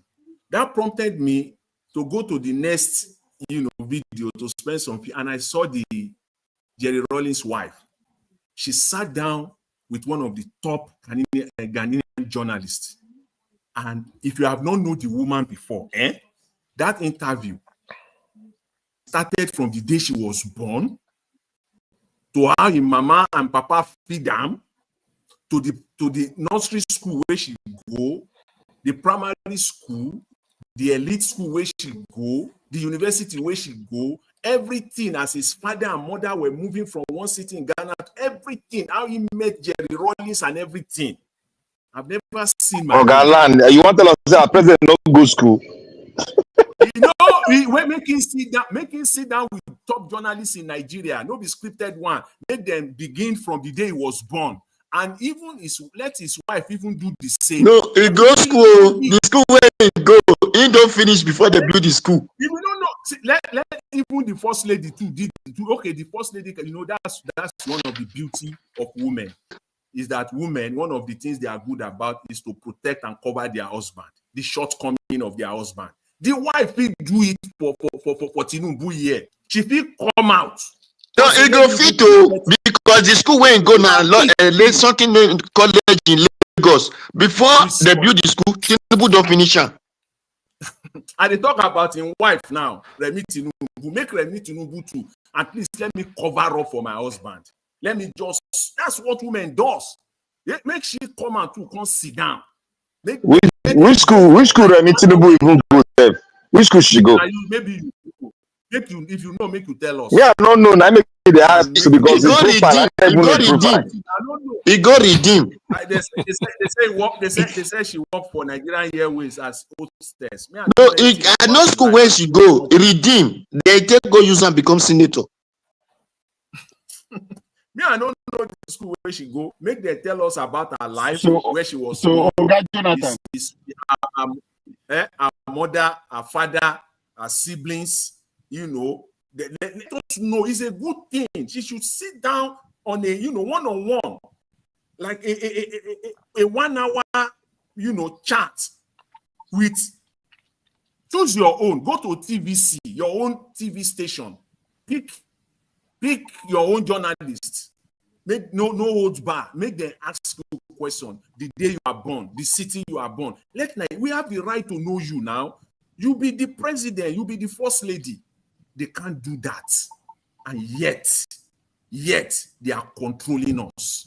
They are So, controlling Mr. 200 million Jonathan, people. coming to my Yeah. question, are you telling Nigerians now? Because I know, say you know the history of Yorubas. Because I've been putting this question that nobody know the origin of our sitting president. No, Nobody we knows. know. Nobody knows. We know. I know. We know. I go talk. Abacha become president of Nigeria. Now person adopted for Sokoto. Tinubu become president of Nigeria. Tinubu not be mama, not be Nemo. Now woman when you adopt now they call Tinubu for Yes, Lagos. I know. For Lagos. Yeah. So now you adopt now woman name is the BSO. Not be man name. We don't know we don't know. That is, you see, that is where even that is the reason why judges, so they call them learned. Oh my God, learned judges, Supreme Court judges. We be say they go apply, their intellect. They still sat down, still allow this man to be Nigerian president. If something is this is total abnormality. They still sat down. Jonathan, if really our judiciary was not messed up, Chief Justice of the country, the fact that you are administering oath of office on the executive, that is the president, you, the chief judge administering the oath, you are guilty already. Look at the character you want to be the president of the country. Look at the character that you are giving oath of office. So there are a lot of things, that mystery about Tinubu, which you can never get answered to. It's from Benin Republic. Let us be sincere. It's from Benin Republic. Some say that one of those Omodo they bring from Togo that is the story. That or is Guinea. So when he come now to the big like Madam Tinubu, the Tinubu, yes, the way they take this man for Kanu, the way they take a budget, Madam Tinubu, so they take people do not know that the former African Continental Bank (ACB) used to be Madam Tinubu's bank. So he was sold. Then the Eastern region under Zik then bought it over and call it African Continental Bank. No, ACB. I want to ask a question. What is the criteria that you can use to become the president? Is it by birth or by nationality? By birth. That's Nigerian the identity constitution they give us 9. So ideally, Atiku is not qualified. Ideally, I'm not saying ideally. I'm saying what is in that book they give us. One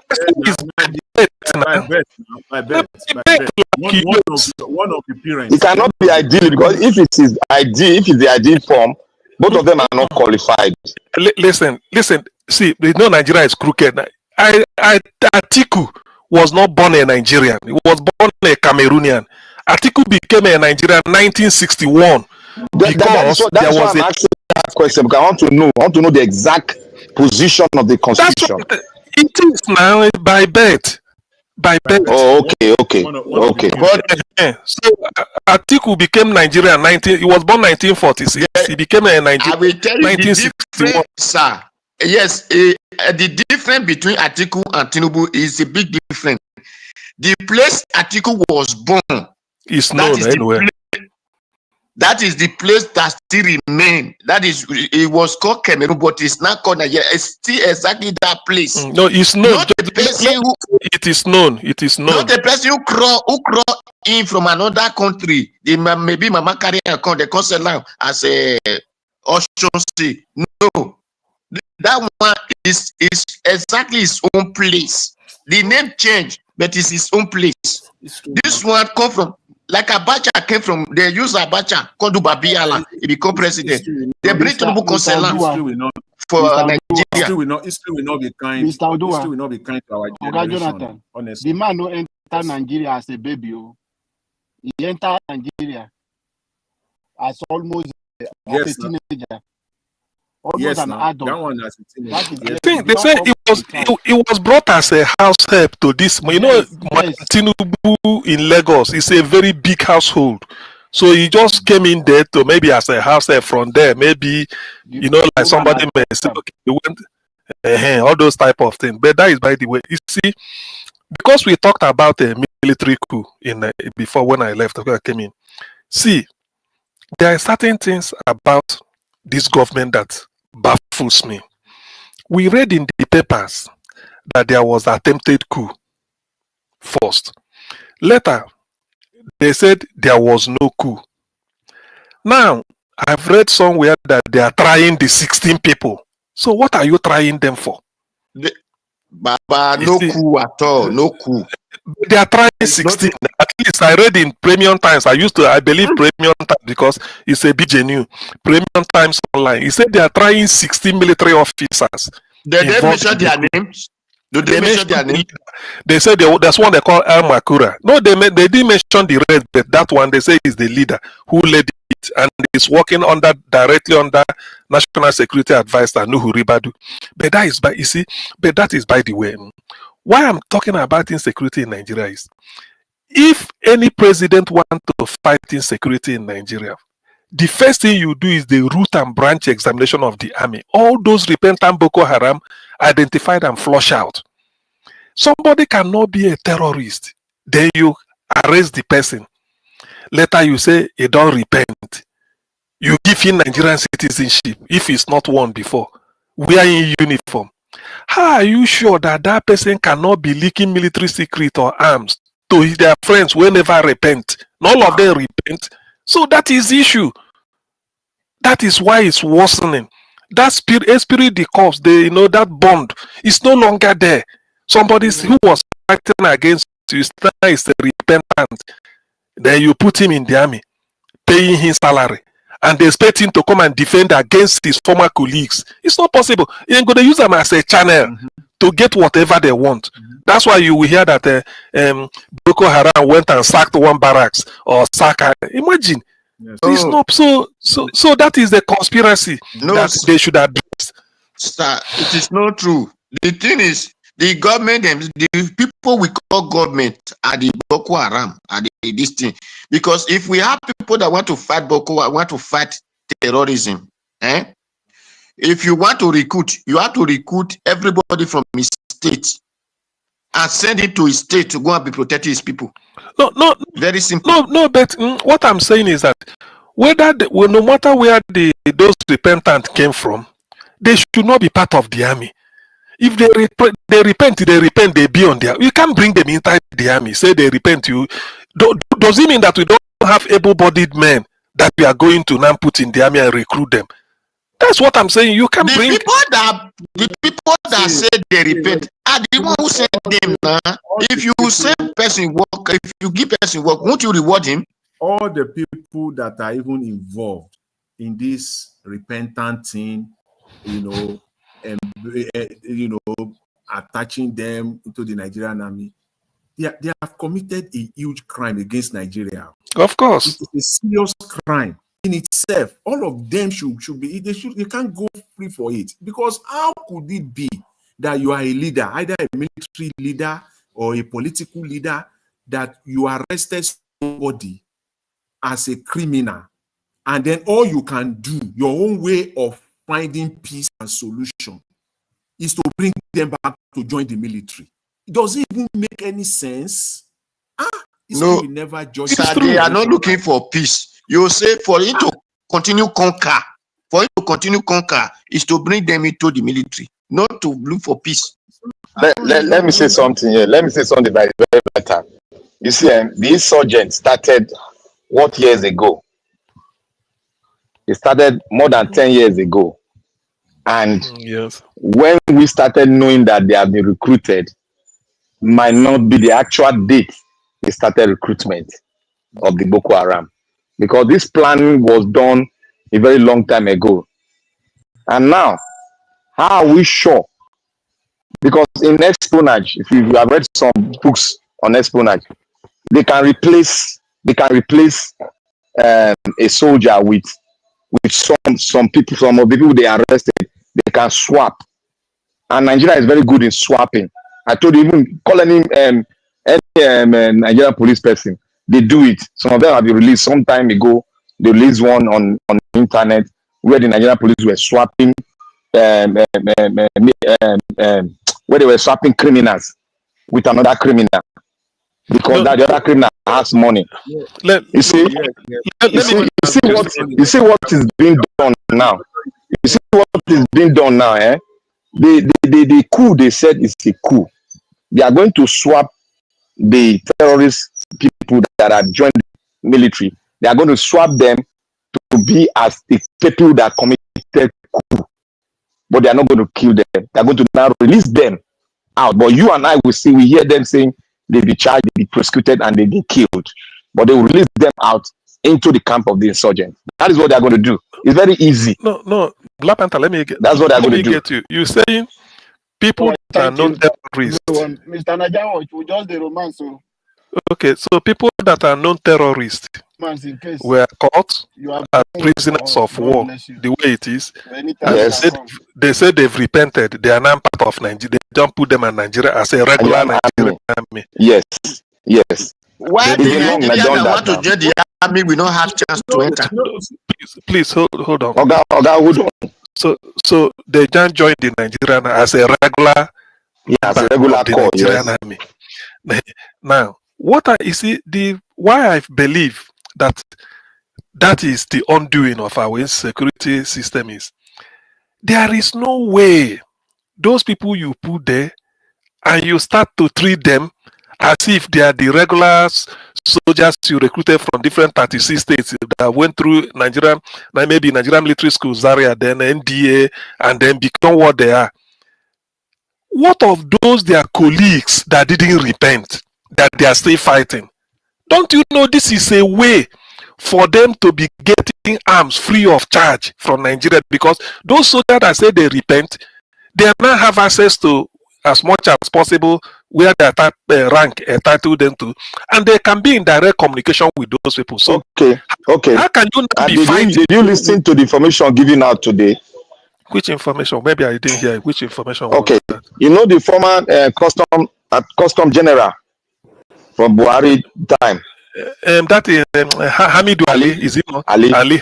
Yes. And you remember when they intercepted arms in the port where they have a container of arms? They brought it. Everybody saw it. Did you see it when they intercepted some arms? Do you know that arms got into the Nigerian market? Which Buhari time they want chat yes, people the guy, yes. The chat people recover. Yes, the arm they recovered on the container. They show it live on internet on their TV, Nigeria TV. They show them on container. So the information out now, people are now saying that they should bring that man so that they will interrogate him on how they process that container of arm and where did it go to. You see, this don't start for long, man. This will don't start. That is why they put Fulani for strategic position in Nigeria. They put them for the border. They put them for the airport. They put them for defense. They put them for the air force. They've already planned it for long. That is why you see when they intersect anything, all of us go forget. Normally, those kind of things supposed to be in public, and we supposed to know what's going on because it's no longer a secret.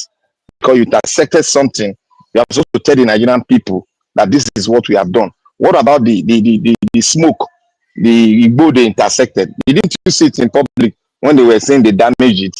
It's no longer a top secret. You cannot make that a top secret or classify something. You show the people what you did concerning the arms that was brought, but nobody has shown us. Nobody has seen. This is the question that was going on.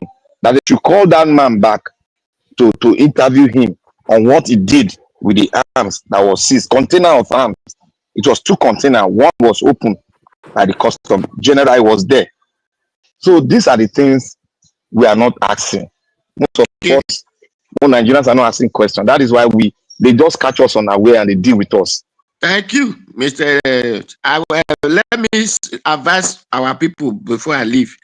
My brother, my Dr. CM. Yeah. Thank you. Oh, thank you, Baba Jonathan, Malik, Dr. CK Abi, and Dream Nation, and any other one. I did not remember your name. Don't worry, you understand.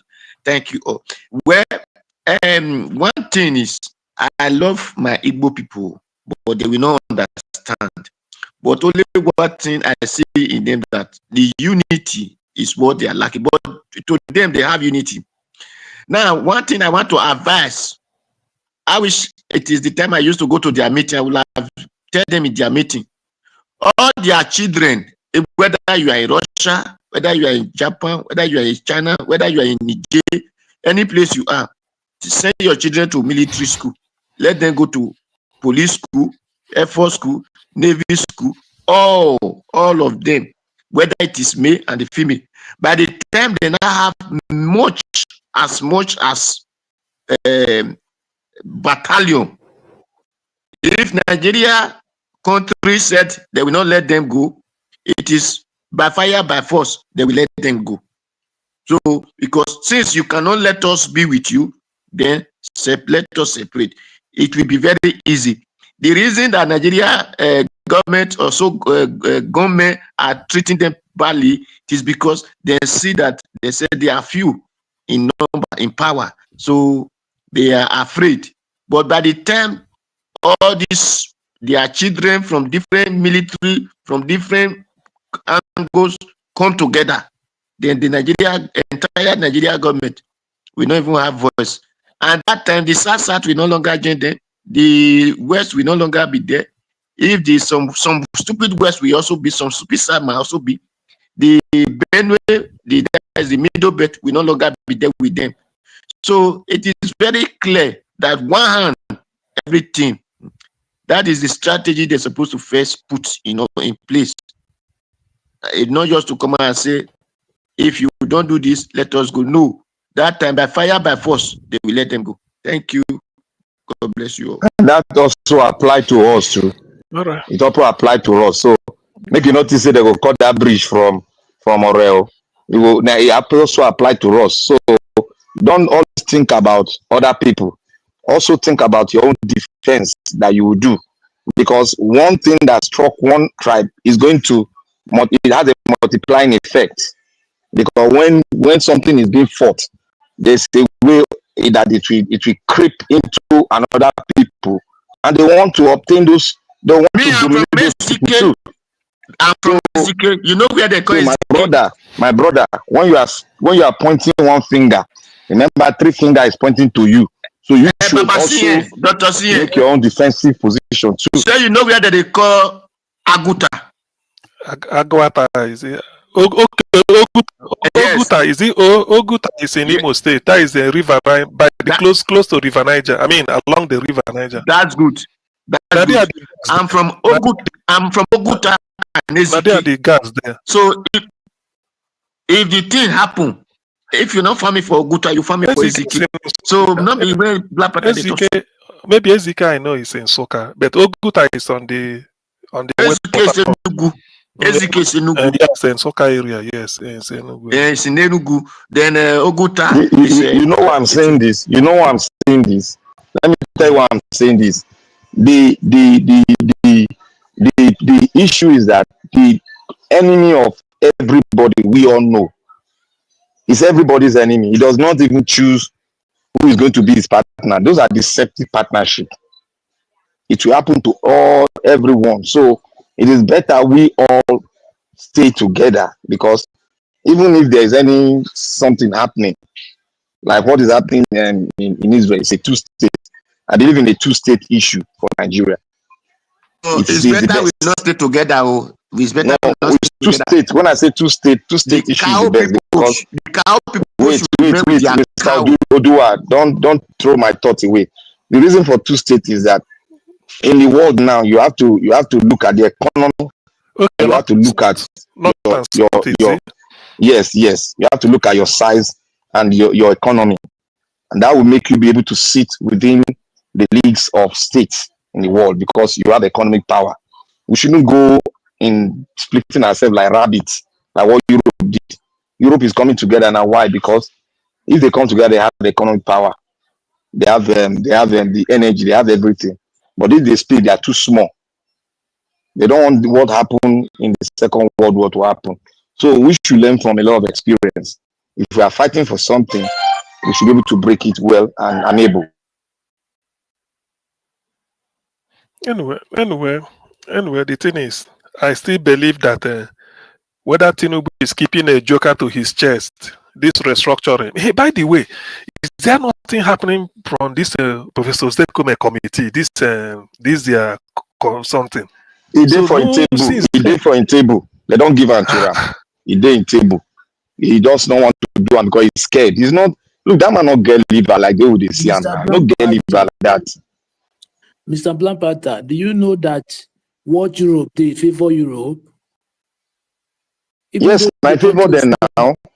in favor, yes, It good, favored it's better. Look at no longer. They are no longer. They are no longer one. See. Lose, but they are not up to 1 million. But do you know how they reach out? How the country is rich? See. It's no longer a country now. It's a continent. They are coming as one block. People don't understand what they are doing. Go and learn what they are doing. They are coming as one block. They have one army. So don't think they are country. They are not deceiving you. They are coming as one block, but they don't want you. They don't want you to do the same thing they are doing. So you're very smart and process them very well. Don't look at them as splitting countries. They are one. That's why they call them EU. They have a leader among themselves. They have secretary general. They are chief of army staff. They are chief of general staff. So you should watch it.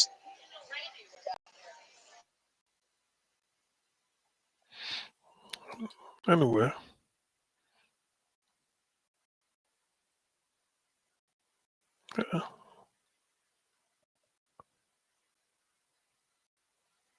So we should be very positive in our thinking. These people they are very smart.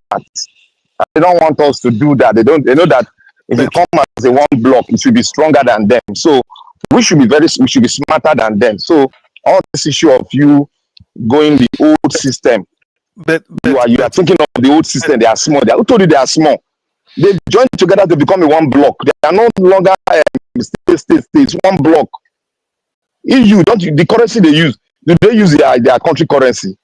Do they use their country currency? That's the question I'm asking everybody. Yes, Do they use their country currency? Some of the country Some of the countries that are not members. That are not members. Using euro. What they use is the euro. It's only in the Scandinavia. They use euro. Only Scandinavia that are not members. Wait. Even like Czech Republic, they are EU, they are European, they are Schengen, but they don't use EU. They don't use Europe. They don't use EU. They are not Schengen. They are not Schengen. Go and look at Schengen country. Go it now. Wait now. Go it now. Czech Republic, they are Schengen. They are European Union. They are Schengen country. Let me tell you one thing. Any country. Wait. Let me tell you about BRICS. Nigeria is a member of BRICS, but it's not an active member of BRICS. Not talking about BRICS. Do you know that? Nigeria never accept Nigeria for BRICS. Black Panther. Nigeria, wait, I know what you are talk. I beg, more about research. I beg. See, I'm not that. I'm using an example. Wait. Let me explain to you. I say Czech Republic. They are EU. They are in Schengen. They are European. They are in Schengen. But they don't use euro. Okay. Go and bring. If you tomorrow when you are coming, bring European Union constitution. Go bring European Union. Wait, let us start from there. I know. That's why I give an example. Say there are countries like it's just like BRICS. There are countries that are members of BRICS. They've not brought them into BRICS finally. They are still like a friend to. They call them friends to BRICS. They not look at Ukraine now. Ukraine, wait now. Let me explain gradually to you. See Ukraine now. Ukraine is a friend to BRICS. I mean to European Union, but it's not yet a full member of Europe. There are so many countries that are not yet full members, but they still allow them to use the Ukraine candidate. They are not. They are in candidate. I am explaining to you. Process it your way. You understand? If go, that's why I say bring the constitution. The constitution will guide us who is a member. You will know it. You put the laws are there.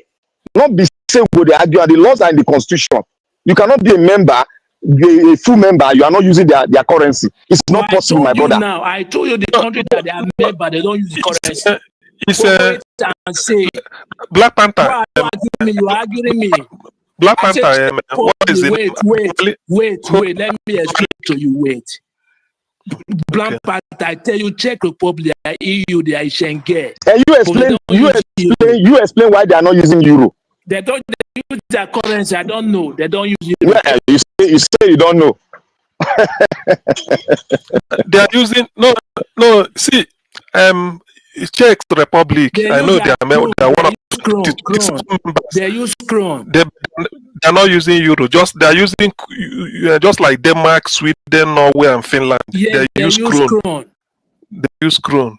But they are EU, That's what they are in they did. Schengen. They are EU, they are the European. They are in Schengen too. So why are they not using? Why are they not using euro? But they don't want. Is the currency this thing? The monetary system in Europe. That is what they don't want to join. They won't want to drop their own, but they are free to become part of. They are not using it. Denmark is part of the EU, but it's not using the euro. They use the krone. The same thing with Sweden. Two of them, at least I know. Okay. That is why I said the constitution will guide us. You understand? If you are forming a union, what constitution? If you don't have the constitution now, you don't know. Okay, what does that mean? What you said? No. What it means that what Black Panther is saying. You don't understand what I'm saying. You can state it in the constitution in their rule book. Let me explain to you. Hold on, Black Panther says that. Black Panther says that. I am not arguing with you again on that because you've explained to me. I'm saying bring the constitution so that we will know why the reason. We are learning here now. Maybe the constitution permits them that though you can belong as a member culturally, but if you don't want to use the common currency, you can retain your own. It's something like what Black Panther is trying. Yes. You know why I'm saying? You know why I'm asking that question? I want to ask the question because that will now negate what were the reason why Britain opted out of EU, because they are still using their currency. I know. Why did they opt out? Britain, okay, no Britain. You know the reason. The reason is there are a lot of reasons, but let me say the one that you people may not really disagree with me. Britain doesn't want authority under Germany and France, because in the EU the biggest economy is France. In terms of politics, the biggest economy is Germany. In terms of politics, economy is Germany, politics is France. So Britain. And Britain is always seen as a spy of America. I'm a spy in EU on behalf of America. So if France and Germany, they want to take decision that will be against America, America rely on Britain to always, play ball. Was that why people voted out of it? No, I'm coming. I've said this. I told you many reasons. But that is one. The second one is that Britain believed that if EU should be the way it was originally in 1973 when they joined, then they were 12. Because those 12 countries, they have almost similar standard of living. Germany, France, Britain, Holland, Belgium, Spain, Portugal, which other ones? So make Austria, Switzerland, all those things. But they said now it has ballooned to 28 or 27, including countries like Romania. You see it? They don't want that. Romania, Greece, Bulgaria. They say these are backward states, their GDP or whatever didn't measure up to the Western Europe. So what it means is that because EU allowed free movement, though there are free movement, but you can hardly see a German coming to UK at your cost to come and earn a living. No, he felt that he can make it in his country. Same thing with French and British people. And they cannot say, let me troop over to Germany to make a living. No, they feel the same standard of living. But you see Romanians coming to something like UK. You see people like the Bulgarians coming. You see where are all those Kosovo, Serbia, Bosnia, all those countries. So they felt no, the immigration is not paying them well. So a lot of people are using free movement to be trooping into their country. And when they come, they say they assess a benefit and all the rest. But that is as far as immigration go. Hey, Poland even, they include all those people. But what really happened was a lot of Africans. When I say Africans, you should know. Your mind should go to people that should be number one in traveling out. So, so a lot of Africans will go to Romania. Listen, to get Romanian citizen is very easy because they know there is no job. You only changing the passport to come to UK to work. Because when David Cameron, they were analyzing it. So they end up that when you see somebody, maybe look like a typical African, bring your palin and the paper you have or the passport, it will be showing Romania. And because you are Romanian citizen, free movement. Because it's free movement, you come to the UK. Whatever the British man is entitled to, you're entitled to it. Because that is the EU law. They treat themselves a free movement, trading together, moving. So you don't need all those restrictions. So they now found out that countries like Romania cannot really deny you or close their border. After all, they know it's like a transit. After all, you are passing. You are not coming here to look for job and compete with them because there's no job. The people are also moving. You that came from Africa, you just pick a wife from there, then change your status, off you go. Then you land in UK and they start to enjoy. But if you had come here directly, it will take you years to get the status you are getting. But you go through Romania. So when they saw, when they saw the number annually, they said no. They said, yes, I get the understanding now. So if you go and tell the EU, because Britain wanted to argue them that this is a free movement, they should cut it. They said no, EU should be free movement. So what they did was to get out, to say now they want to plan their the economy the way they want. Because they moved out now, most European workers from Poland, all these things, their restriction and all these visa, they went back. So a lot of vacancies are now then in UK because of a low cadre job. What then happened was, they have to restructure the economy and then put what they call it, that's what they call CSO, the Nigerians used to move. So they now want to take people directly and know that you are now coming. You are no longer coming through, Kurukere, through back door. Then you enter. So yes, that's why. Doctor, I now understand where now going to now is like this. Yeah. You see the solidification of the union itself now.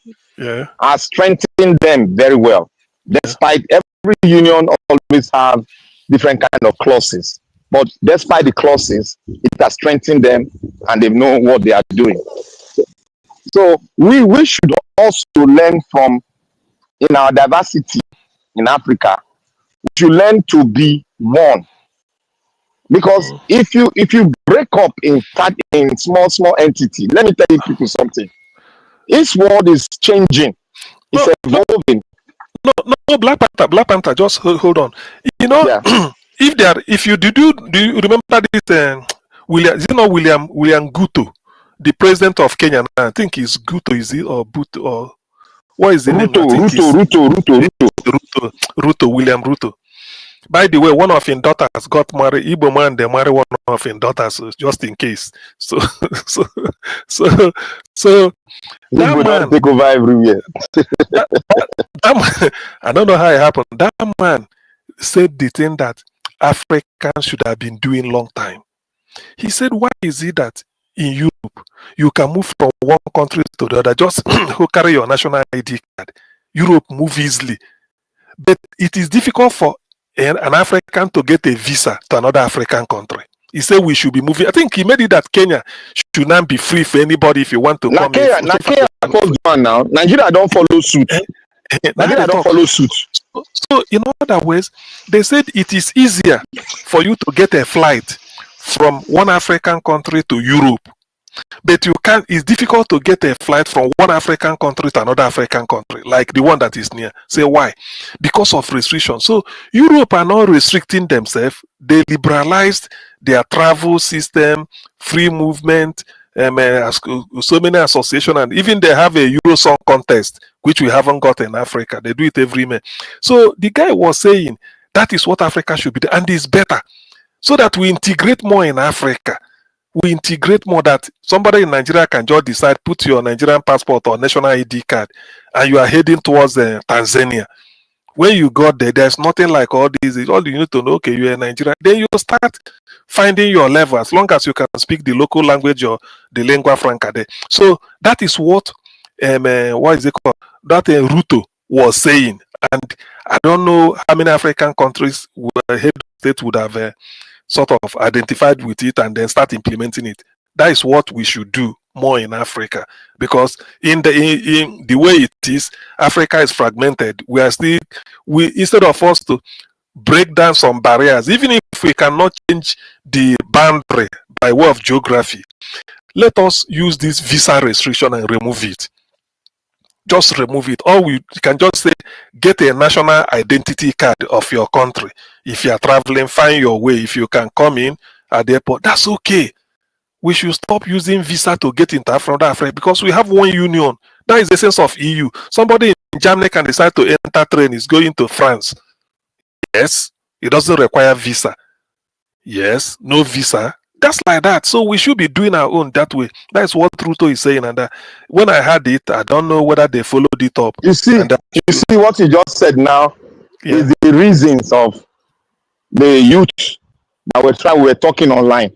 You see, now in the US now, as the US it is now, you see, you can move into Canada with what we call is what they call this thing. It's like an ID card. It's called like an e-passport. It's an electronic one. You just put your name, everything will just come outside. But before you go move, you go tell them, say you come. They'll come give you a designated number, so that when you put your ID card, it go flash out, say, oh, this man did our country.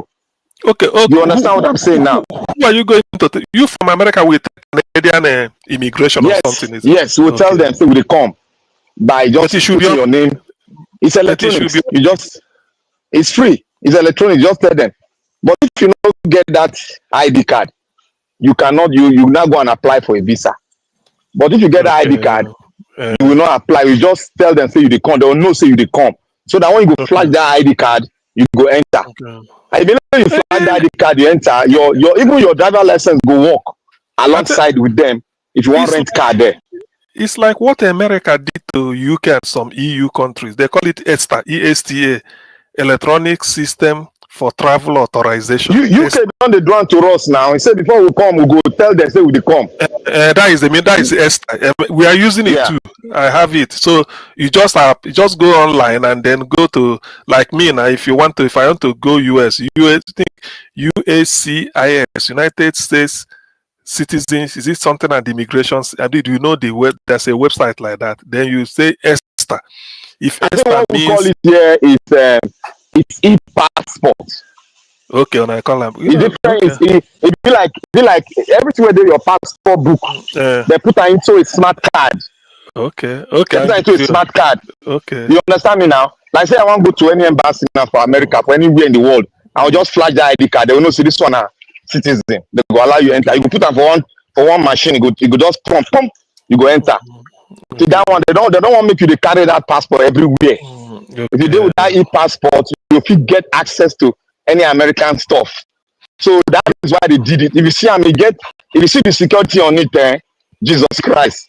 Britain wanted to implement it one time, but they said, Britain, they said so many ID, they've got driving license, they've got international passport, they've got, they said they don't need all those. They just said passport, because driving license here can be used as ID, but I don't know whether if you are traveling in Europe, you can use it.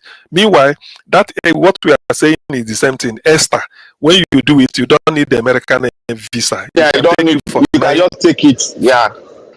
You can use it to enter. So why I know is that because Ibona, whatever they do is always reciprocal. So I know somehow in America, Britain, we have similar things for United States and citizens. So in other words, it's still better because you don't go and queue and start this thing. Just explain, put where you're going, where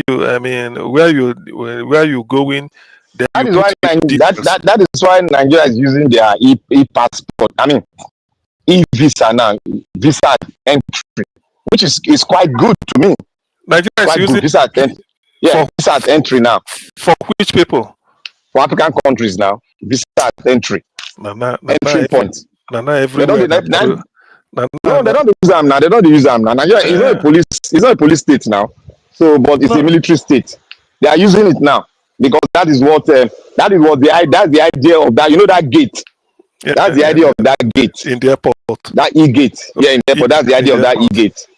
So that it's good. It's good to me. They can start from that ground. Gradually, we move to free movement. You test something, you move to the other, you move like that. That is how to, open it up.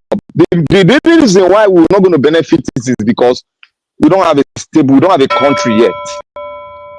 That is why we are not going to benefit, because normally we are supposed to benefit on it in terms of tourism, economic boosting, and other things. Nigeria Watch, Odionwe, thank you very much. Okay, we need to go now. Thank you very much. Cheers. Thank you, Mr. everyone. Nigeria. Thank you for your patience. And God will bless you, now, my people. Thank you very much, Mr. Alabo, Ogasiem, Mr. Duwa, Jonathan Kisley, my brother Black Panther, Abdul Malik. God bless you all, my people. Give us a mandate as well. Everyone who called into the show today, I appreciate you all. Thank you very much, my people. Mr. Innocent Okpara, you are one of us. My elder brother. Please try to have this scheme to take this disagreement on this platform. We cannot always get angry when it doesn't work for us. Anybody can get mad sometimes and go out of line and speak anyhow we want to speak here. But the next day we need to move on as one family, We appreciate you. You're a good man. You're a good man. Just that your skin is not strong enough to face this political wahala for Nigeria. Some of us, we are already strong to handle it. Nevertheless, I appreciate Madam Deborah, Madam Origin, all of you that called in, Tony Africa, and many others. Our Papa as well that called in, yes. God bless you all. And those of you that super chatted the platform, Madam Suberi, thank you very much. I appreciate you. Oscar Blackburn, thank you very much, sir. I appreciate you. God bless you all. My people on the comment section, Mother of Mommy Diaspora, thank you very much, Mommy. I appreciate you always. Thanks for all that you do. And thanks, my lovely brother, Abu Aziz. Thanks for all that you do. Thank you, Mother Stella Masewedo. I appreciate you, man. Thank you, Michael Oganamaro, Mr. Johnson, Emmanuel, Tony Africa, Victor, and many, many, many, many more. And people, we've come to the end of the broadcast. I'll see you guys again tomorrow. Fingers crossed, by God's grace, 7 p.m. Nigeria time. If we have the time, we will put out a recorded video for you tomorrow afternoon. That's why you should subscribe to our channel and hit the notification bell to be notified whenever we are here. And people, as I talk just now, enjoy the party. I'll see you guys tomorrow. Have a good night and bye for now.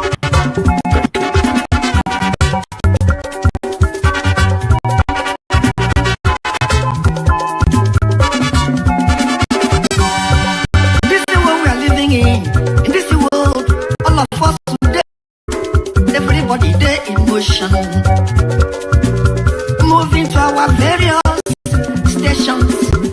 As we there in motion, make we do good to ourselves, yo.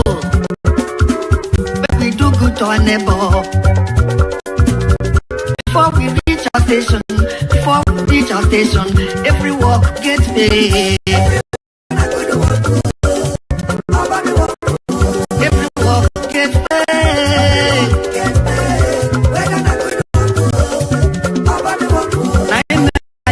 My God.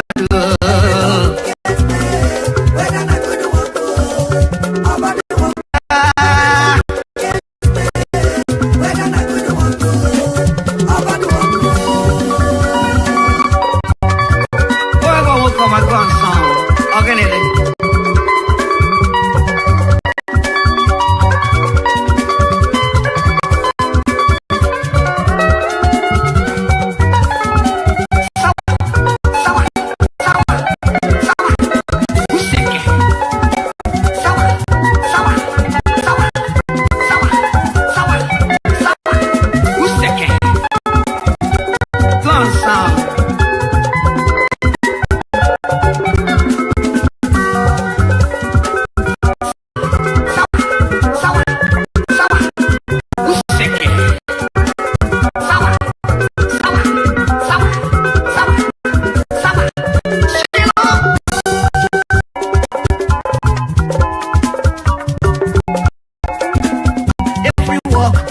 day.